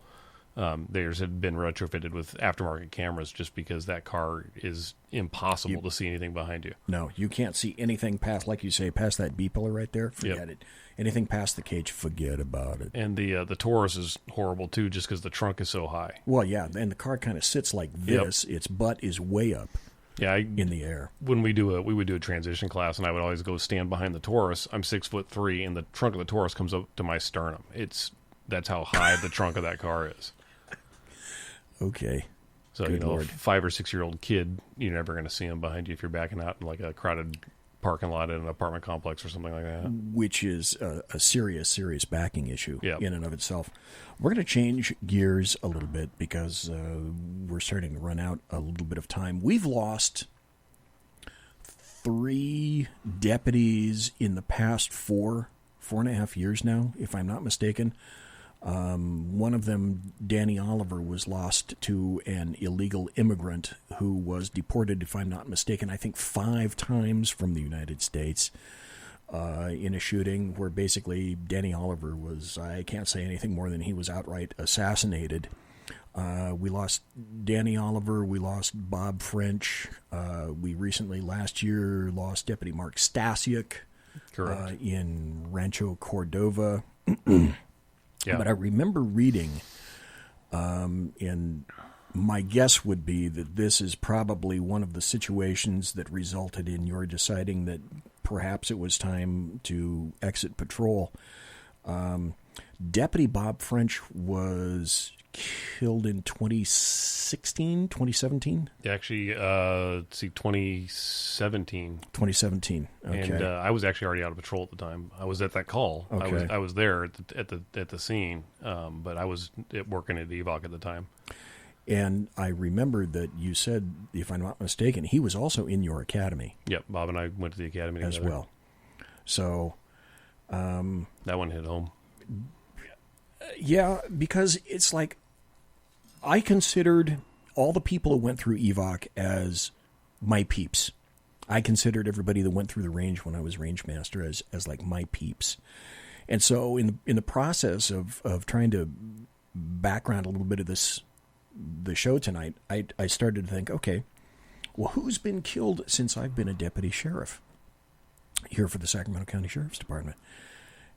And here's the list. Stu Baird in June 13th of 1976. He was beaten to death by a suspect during an armed robbery. Chris Boone, October 25th, 1979, shot to death during his surveillance of a sex assault suspect. Gene Luther, April 25th, 1980, shot to death while off duty by an unknown robbery suspect. Dave Miller, January 2nd, 1983. I think this was off duty. He got killed during a vehicle pursuit of an assault suspect. Rick Defner. I remembered clearly the Rick Defner shooting. He was a member of SWAT, January 21st, 1988, shot to death during a special enforcement detail operation in search of a wanted felon. This is why law enforcement is so strange and bizarre. Rick was up on a roof searching for a suspect. A suspect down on the ground snap fired at him 1 round and hit him in the head from a remarkable distance. Just bizarre things like that. Sandy Larson, December 8th, 1998. I can tell you for a fact right now, Sandy Larson's death is why we got EVOC. Right. That was already kind of on the burner, but when we lost her, she was killed in a traffic accident where I think if she'd gone through one of my classes or one of your classes and we emphasized to the person that was driving at the time, Deputy Sue Rosenberg, high visual horizon, I fervently thought, and I still do, that accident might not have happened. I mean, of all the ones like Bob French affects you, that accident or that situation affects me, because I thought I really could have done something about that. Kevin Blount, July 13th, 2005. He was killed in a helicopter crash. We had a Eurocopter, and there was a bad part on a Eurocopter, and that was also when Joe Kievenagel was killed in that helicopter crash. Then there was Jeff Mitchell. Thank God we learned from our mistakes, but unfortunately it takes killing people for us to wise up. we got EVOC as a result of Sandy Larson, and lo and behold, we got dash cams as a result of Jeff Mitchell. Jeff Mitchell was killed on October 27th in 2006. He was shot to death in a traffic stop.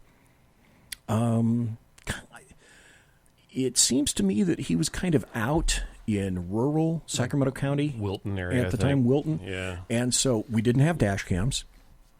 To this day, and correct me if I'm wrong, we still don't have a suspect on that.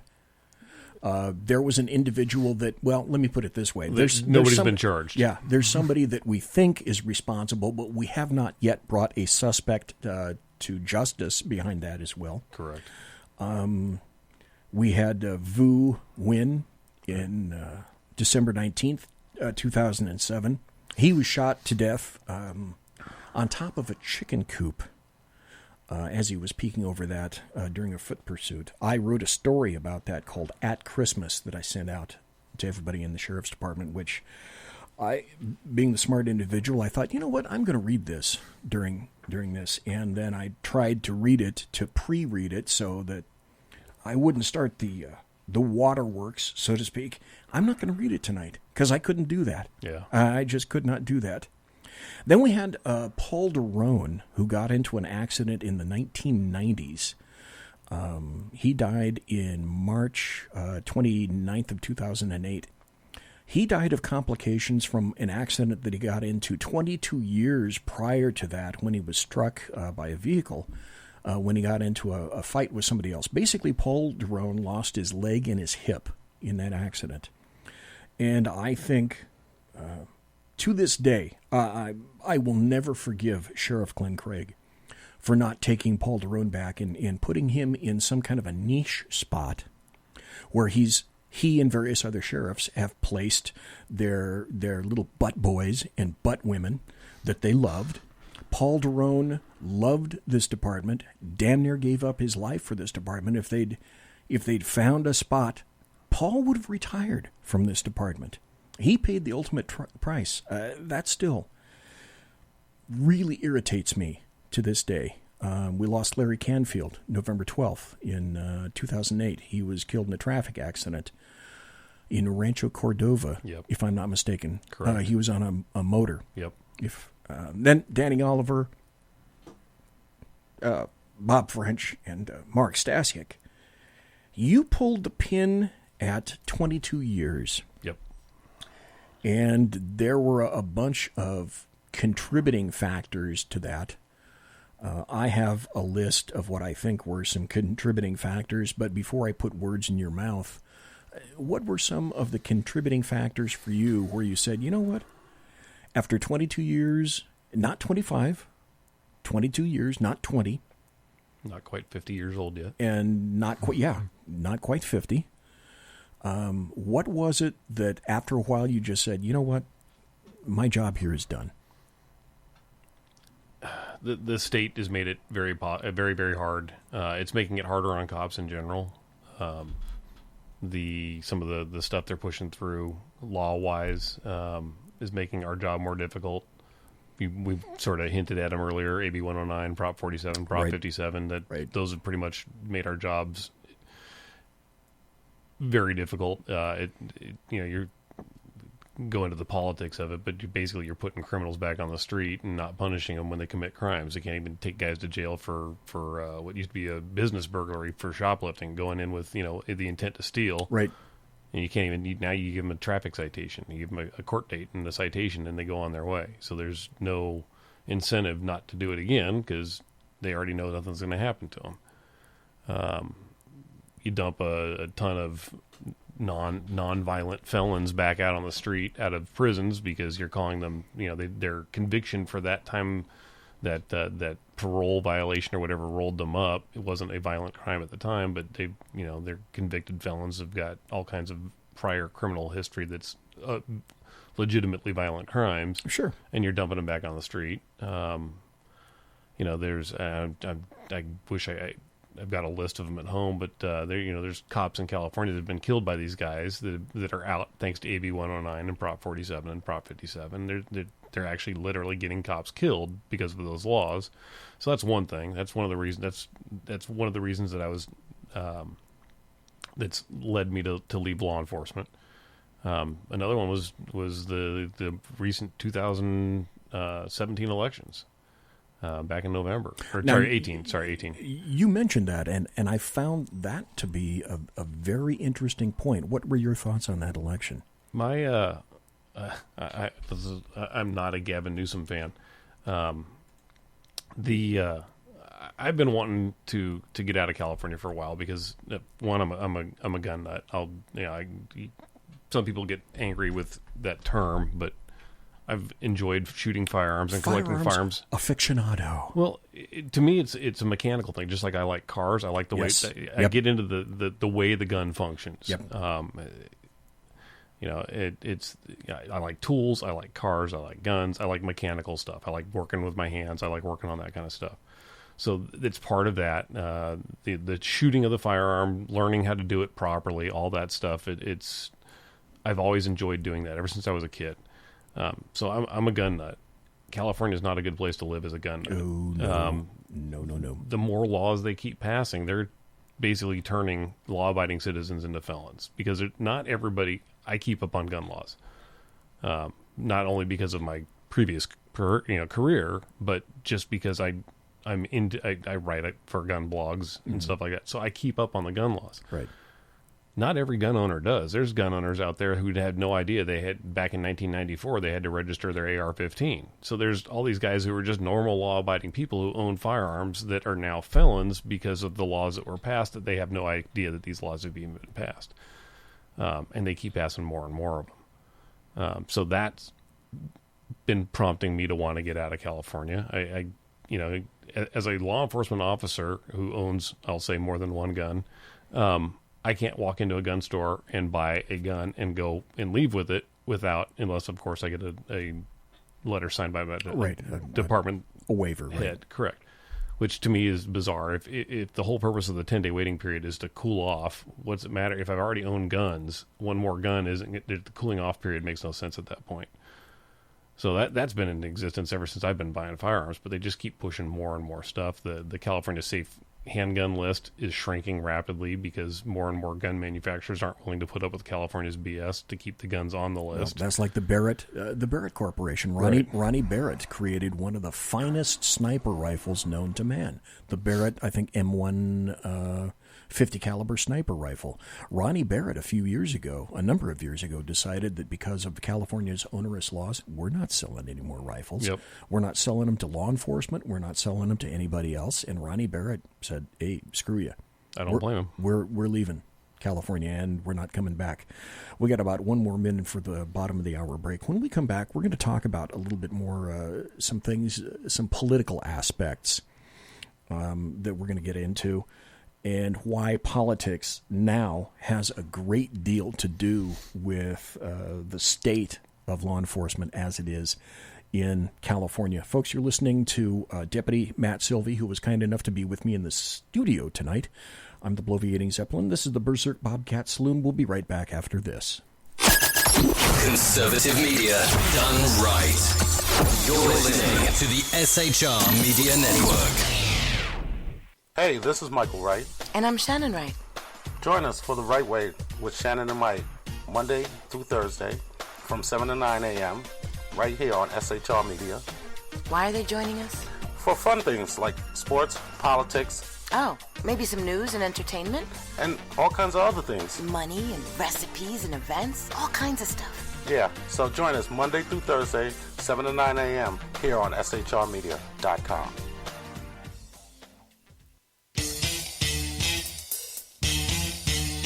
From a public locker inside a dilapidated Long Island rail station comes a show designed to piss off liberals using truth, facts, and ridicule. The Lid Radio Show, featuring the conservative voice from the People's Republic of New York, the Lid himself, Jeff Dunitz. Tune in every Wednesday at 2 p.m. Eastern, 11 a.m. Pacific on the SHR Media Network. Go to shrmedia.com. At Lid Radio, we fight for the truth, justice, and a good kosher T-bone. If you don't listen, Hillary Clinton might sneak into your bedroom in her housecoat late at night and blame you for her election loss. It's the Lid Radio Show with Jeff Dunitz.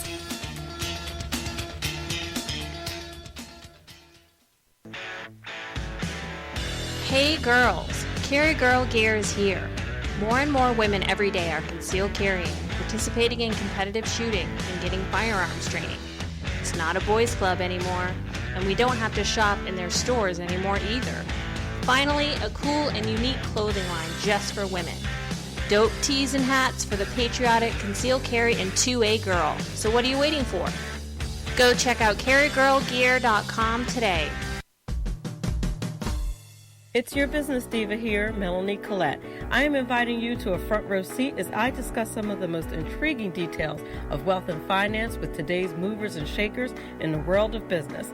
Listen in and discover financial truths on a global, domestic, and household scale. Uncover topics that will impact your wallet today and in the future. Money Talk with Melanie airs Monday through Friday, 5 p.m. East, 2 p.m. West, right here on SHR Media and High Plains Pundit Talk Radio. You can't afford to miss it.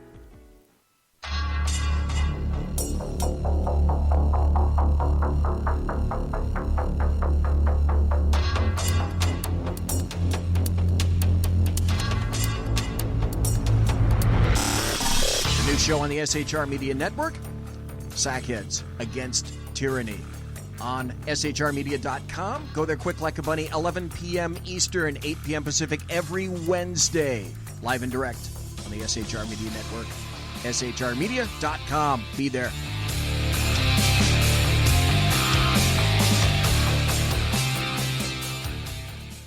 For 50 years, I've seen the American people blinded by corrupt politicians, a lapdog media, and deceptive Islam. The one thing the elites fear is one man with a cane. I'm Dave Milner. Join me through Spreaker, iTunes, and SoundCloud, through SHR Media and the Western Free Radio Network for half a century of experienced perspective on political and social issues, weekly on The Unpleasant Blind Guy. And catch me on Jeff Mitchell's EDL Radio on blogtalkradio.com. There's no surrender, ever. Because truth is not always pleasant. Broadcasting behind enemy lines in occupied California, a mere 2 miles from the state capitol, the bloviating Zeppelin's Berserk Bobcat Saloon radio show can be heard every Tuesday and Thursday night at 8 p.m. Pacific and 11 p.m. Eastern, only on the SHR Media Network. Go to shrmedia.com to listen. You can also watch on the SHR Media Facebook page and the SHR Media YouTube channel. No goldfish were abused in the making of this ad. Conservative media done right. You're listening to the SHR Media Network. Ladies and gentlemen, boys and girls, children of all ages, it's the final 25 minutes of the bloviating Zeppelin's Berserk Bobcat Saloon radio show from the SHR Media Studios, 2 miles away from the Bill Mill, the belly of the beast, the locus of evil, where I am broadcasting behind enemy lines in Sacramento, Fornicalia, and as we discussed during the break, I'm not kidding, because when I go outside, the noxious fumes of sulfur, brimstone, and evil, yeah, I'm going to smell all of that stuff. We're talking to Deputy Matt Silvey, who just recently retired from the Sacramento County Sheriff's Department, where I worked. I worked there for 41 years, and Matt retired after 22 years.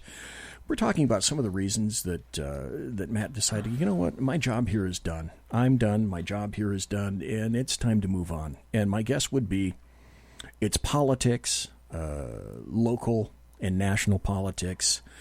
It's local news. The Sacramento Bee is and has always been essentially after law enforcement in Sacramento County as long as I've been around. When I was a kid carrying the paper, I couldn't carry the Bee. I had to carry the Union because of that. At one time, we were a 2 newspaper town. The Sacramento Union, which Mark Twain used to write for when it was first created. That was the morning paper, and the Sacramento Bee was the evening paper back when we had 2 papers. The Union dissolved, and the Sacramento Bee is still around. I worked for McClatchy for KFBK and KOVR a long time ago in a galaxy far, far away, which is how I got into radio. Black Lives Matter, that's another factor. BLM, Antifa, the riot response.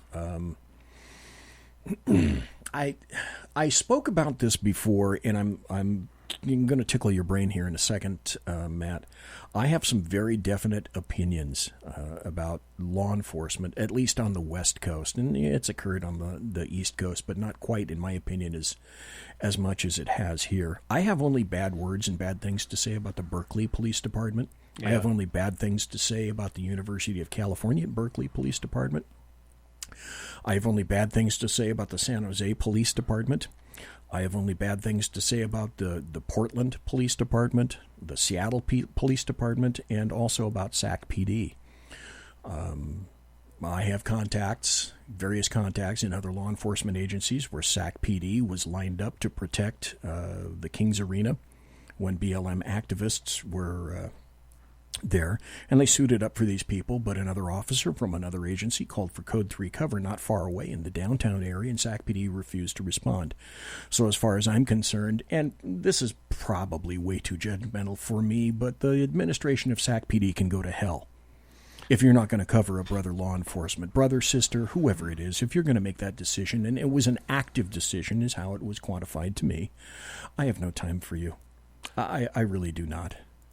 Yeah, I've always had a good working relationship with the working cops. It's their management that I have issues with. Yes, exactly. And the Sacramento Sheriff's Department is not immune from that kind of stuff, because if I'm not mistaken, did not the Sacramento County Sheriff's Department pull shotguns out of the cockpits of the automobiles and replace them with beanbag shotguns? That happened after I left, or actually right as I was leaving, but yes. Okay. I should say it was after I was out of patrol. Okay. And for those who are not familiar with the term beanbag shotgun, I had to fight this back when I was range master, and I had a pretty limited, closed mindset with regard to less than lethal force. And what I said essentially back then was, if you provide too many force alternatives for officers, what that essentially does is demand perfection from an officer every time he or she gets involved in a potential use of force, and that essentially subjects an officer and the department to a never-ending litany of questions, reexaminations, and ultimately more risk exposure to the department and to the individual officers themselves, because people will not put up with anything except absolute perfection. And being human beings, we cannot do that.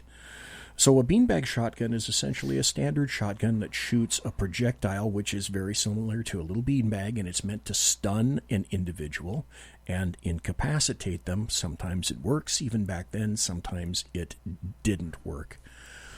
Nothing's foolproof ever. Nothing is foolproof ever, except, double-aught buck is fairly foolproof, and a slug is fairly foolproof. Now, the other question, I don't even know if you know the answer. Do we have access? Now, we have long guns in the cars. Correct. We do have rifles in the cars. We removed the shotgun for the beanbag shotgun, so I'm guessing we no longer have regular shotguns in the automobiles, not even in the trunk. My understanding is they were all gone. Yes. Okay. All right. And this is in a department from a sheriff that still aspires to support his troops as much as he possibly can, and yet the prevailing political prairie winds are such that it's tough. It's very, very tough. The public demands more and more less lethal options for cops, and yeah. At some point you run out of places, you run out of space for them. Well, yeah, you run out of space for the automobile. I know you're not coming back to the department as a retired annuitant, and I know that one of your plans is to sky away and get out of the state of California. Move to free America. So, and you mentioned earlier that you were thinking about moving to Texas. Correct. And so do you have any links or friends or anything like that are in Texas, or you just thought that the environment was such that it would be a lot more conducive to somebody with your mindset than wherever the hell I am right now? Well, just about everything's better than here. Speaking of politics-wise and stuff, we've looked at a couple different states. One of the things that I'm having to look at, I've got 3 young kids. My oldest is 16, so they're all going to be going with us. I'm not leaving them here. So one of the things I'm trying to look at is their potential futures as far as education and jobs and everything else. Right. And Texas has got a lot of stuff going for it that some of the other states that if I were just retiring and moving on my own, I wouldn't be concerned about. So I'm having to look at that. Plus, my wife has got a few more years to work, like almost 20, before she can retire. And so looking for having job opportunities for her as well is also important. We talked a little bit about this. I almost hate going here, but I'm going to do it anyway. When you retired, what were your feelings when you retired? In what respect? With the job or just in general? I mean, it's it's the ending of a chapter of an incredibly important chapter in the book that is Matt Silvey. And now people like to quantify it as, okay, it's another open door in your life, and you need to step through this door. I'll be the first to admit up front, when I retired in 2016, I had a tough time. It was with retirement. I'm still having a tough time with retirement. It's weird. It's been... as I mentioned earlier, I've had a whole lot of jobs throughout my life, but law enforcement is one of those things. It's like I wanted to be a cop since I was a kid, and now it's never going to happen again, so it's kind of weird. The door really is, honest to God, shut. Yeah. So, there's the potential of wherever I end up potentially being a reserve with some department there, but that's not going to happen anytime soon because I still got a whole lot of to do to get moved wherever we end up. But I don't know that I would even do that because, like I mentioned earlier, it's tough on my wife. The career is hard on spouses, and family, and I don't know that I would even want to do that at that point. But it's something that it's been a very big part of my life for almost half my life, and I'm definitely gonna miss it. I'm gonna make a statement. You tell me if it's true. Because I discovered it was eminently true for me, and I thought I was ready. Would you agree that in terms of the profession of law enforcement itself, it is absolutely, absolutely critical to prepare yourself for retirement mentally and physically? In other words, what I would suggest to those people that are considering retirement in law enforcement, have something that you want to do already set up. And be doing it for quite some time before you decide that you're going to pull that pin. I made a serious mistake in not doing that. Like get a hobby, get an avocation. One of the reasons I do this is it keeps me off heroin. Something to keep you in the spirit of things. So with that, we got about another 15 minutes. I don't mind going into this issue because it is a serious issue in law enforcement. Why is it that you think that there are pretty much, statistically speaking, more suicides in law enforcement than most other professions? There's probably a lot of contributing factors in my opinion. One is just the stuff we deal with on a daily basis. We're not dealing with a good cross-section of society. We deal with one very small portion of society, and it's the dregs of society for the most part. Not that everybody that we deal with is a dirtbag, but everybody that we deal with for the most part is having a very bad day. Yeah, they don't call up and say, I'm having a great day, send me a cop. Right. So either they're a normal person who's having like the worst day of their life, or it's some dirtbag that we're dealing with. So we're not dealing with happy people on happy things for the most part.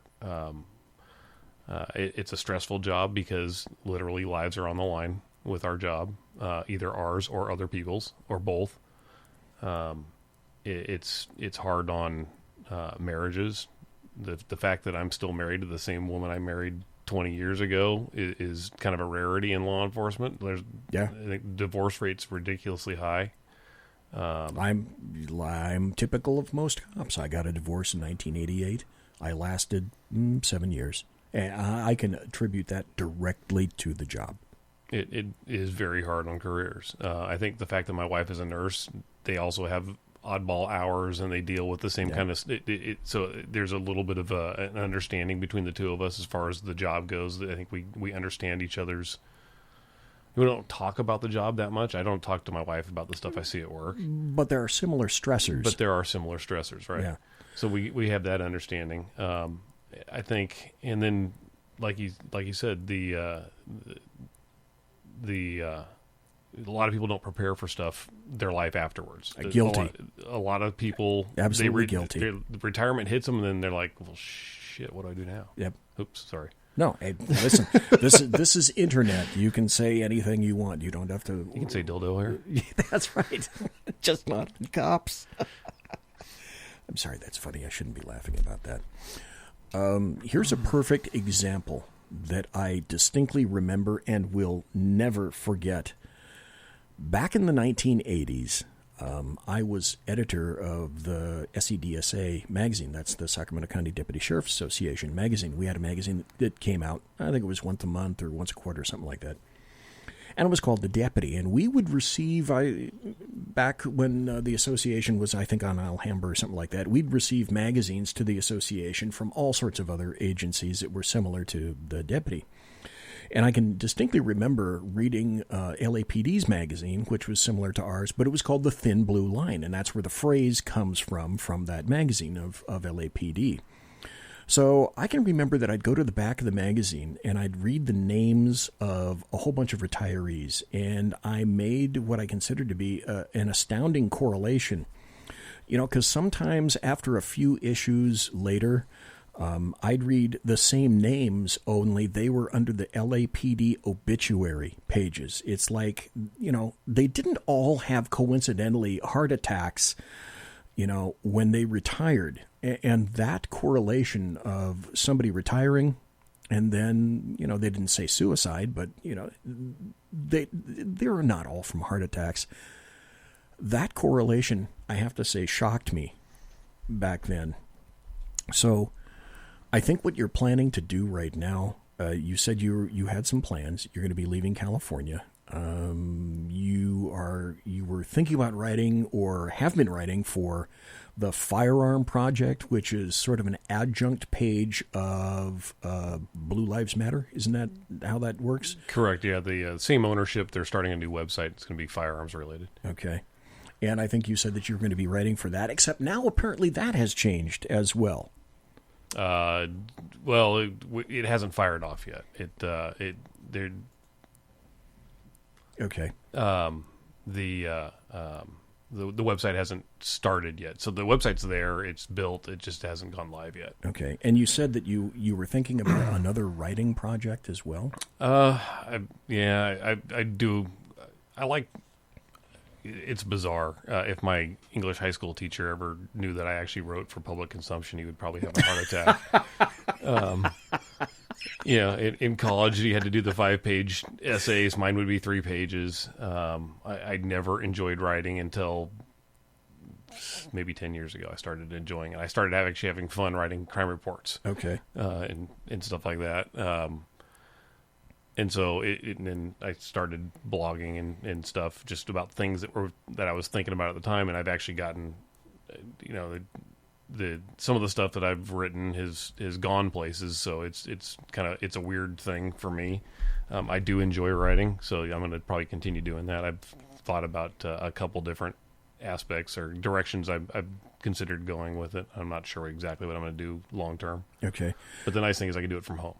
Oh, wherever home is. That's absolutely true. I'll throw this out there. Again, a long time ago in a galaxy far, far away, I thought I had some books in me, and I have ADHD. I can't concentrate more than about 5 seconds on something. So I started about 3 or 4, actually about 7 or 8 different stories, and I thought, how cool would it be to write a novel? So I have a trilogy in mind from the Sacramento County Sheriff's Department, but I can't finish the bastards. Are you thinking about anything like that involving fiction or nonfiction, or actually sitting down, taking the time, and maybe a nonfiction like here's my story in law enforcement, or something fictionalized in which you pull from your background, that kind of thing? I have not considered fiction, only because I don't think I'm very creative. I'd have a hard time putting together coming up with stuff like that. I enjoy reading that stuff. I just don't. I don't think I could write it. I have thought about. I've got a book idea in the back of my head because I'm tired of people. Every time there's an officer involved shooting, talking about, oh, the cops get paid days off now. So it's like the post shooting vacation lie that gets thrown around by cop haters. It bothers me, and knowing, and I know quite a few people who've been in officer involved shootings, and not a single one of us has gone out and gone to Disneyland after we've got done with our shooting. It's not like we're going to the bar and having drinks with the guys afterwards. Yeah. It's not an enjoyable thing, no matter how justified your shooting is. And so I've considered, I've actually kind of planned. I haven't actually done any writing on it, but I've thought about doing something along those lines. A book talking to different cops and personal experiences of officers who've been involved with shootings. We're going to change gears just a little bit, and we don't have much time. We got about 8 more minutes before the end of the show. Everything, as far as I'm concerned now, has been made political. And what I mean by that is I call them on the show the LDAM, the leftists, Democrats, and the American media maggots, and they have descended upon us and made everything political. They're absolutely mandating that everything be political. And I would be remiss in not telling everybody that I was not originally a Donald John Trump, the guy with the dead orange cat on his head, supporter. My guy was Ted Cruz. Same here. Okay, so... But after the attacks and the riots, the Antifa riots, BLM riots of 2016, and what I fervently considered to be an active soft coup against a presidential nominee, a president-elect and a sitting president, I've basically been dragged kicking and screaming into supporting President Trump these days. And it's now sadly to the point where you can't enjoy Red Lobster anymore. What's the newest one? Gillette just came out with an ad. Football, I don't watch the NFL anymore. I am tired of everything being politicized. We don't get a break anymore, and it affects everyone. Let's look at some. I in my screen right in front of me. Here's some recent articles of things that are directly affected. They involve law enforcement. They involve our rights.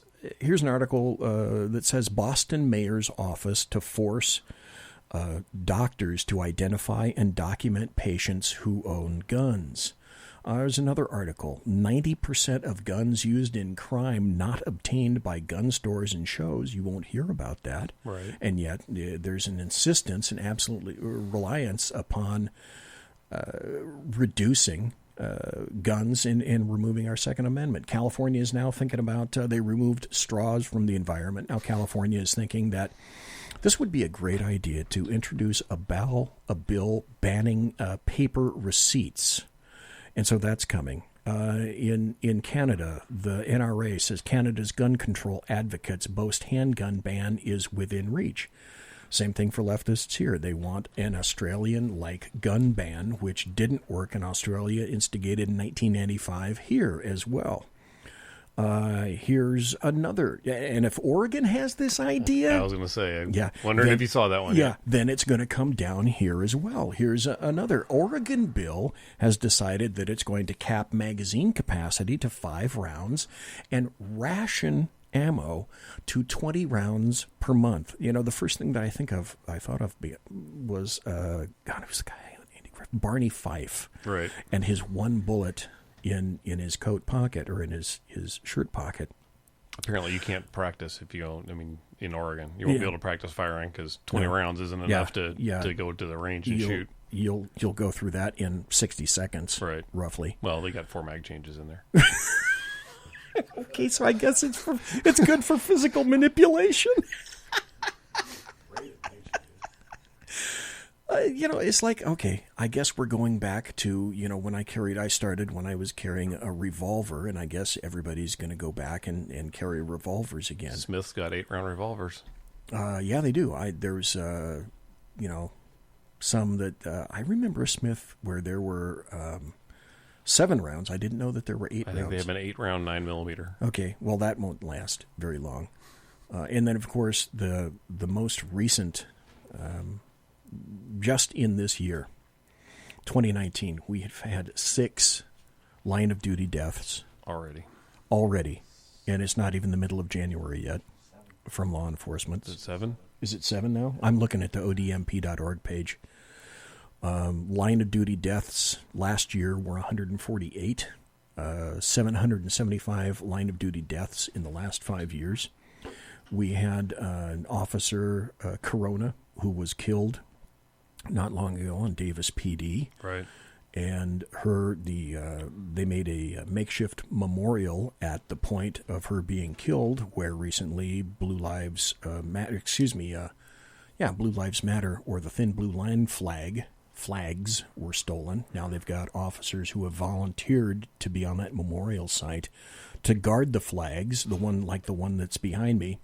And then, of course, BLM has decided to put out on Facebook that they think it's a great idea for people to go steal Thin Blue Line flags. You mean find them on the street somewhere? Yeah, because they're lying all over the place. We leave them laying around. Right. And my guess would be that once they have a sufficient number of those, they're going to either do it live or make a video out of it, and they're going to put them all in a big pile, and my guess would be that they're going to torch them. Right. I wish I had something really wonderful and astute and insightful to say to conclude the end of the show other than this. Deputy Matt Silvey, thank you ever so kindly for being here tonight. I greatly appreciate it. I thank you for your time. I suspect this may be the last time that I see you. But like with all great guests on the show, just because you go to Texas or something like that doesn't mean that you can't call in on the phone. True. And I would like you to at least consider, when things kind of settle down in your life a little bit, and if you still kind of are hooked up into the vehicle world or the firearms world or something like that, I'd love to have you on the show again. I appreciate it. So, folks, number one, thanks to Deputy Matt Silvey. Congratulations on your retirement. When people wished me congratulations on my retirement, that went through my head because my first day of not going to work, I sat down in a chair and I thought, okay, now what do I do? Yeah, I sat at my computer doing that. Yeah, exactly. Yeah, I could drink in perpetuity, but that's not necessarily a good thing. In any event, thank you ever so kindly for being here tonight. Sir, I appreciate it. I appreciate your service. You and I both know what that means. It's not gratuitous. I actually mean it. So, Deputy Matt Silvey, thank you tonight, and God bless, take care, and be safe. And thanks for being here in the saloon. Monsieur, take a walk.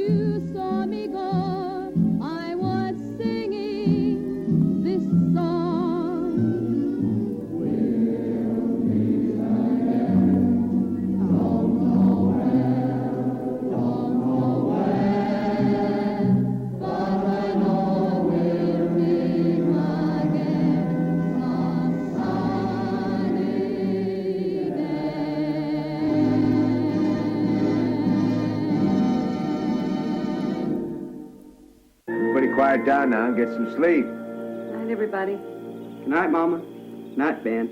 Good night, everyone. Good night, Mama. Good night, Daddy. Good night, children. Good night, Daddy. Good night, Elizabeth. Good night, John Boy. Good night, Jim Bob. Good night, Jim Bob. Good night, Jim Bob. What's going on? I was asleep. What's everybody doing? Good night. Good night, Jim Bob.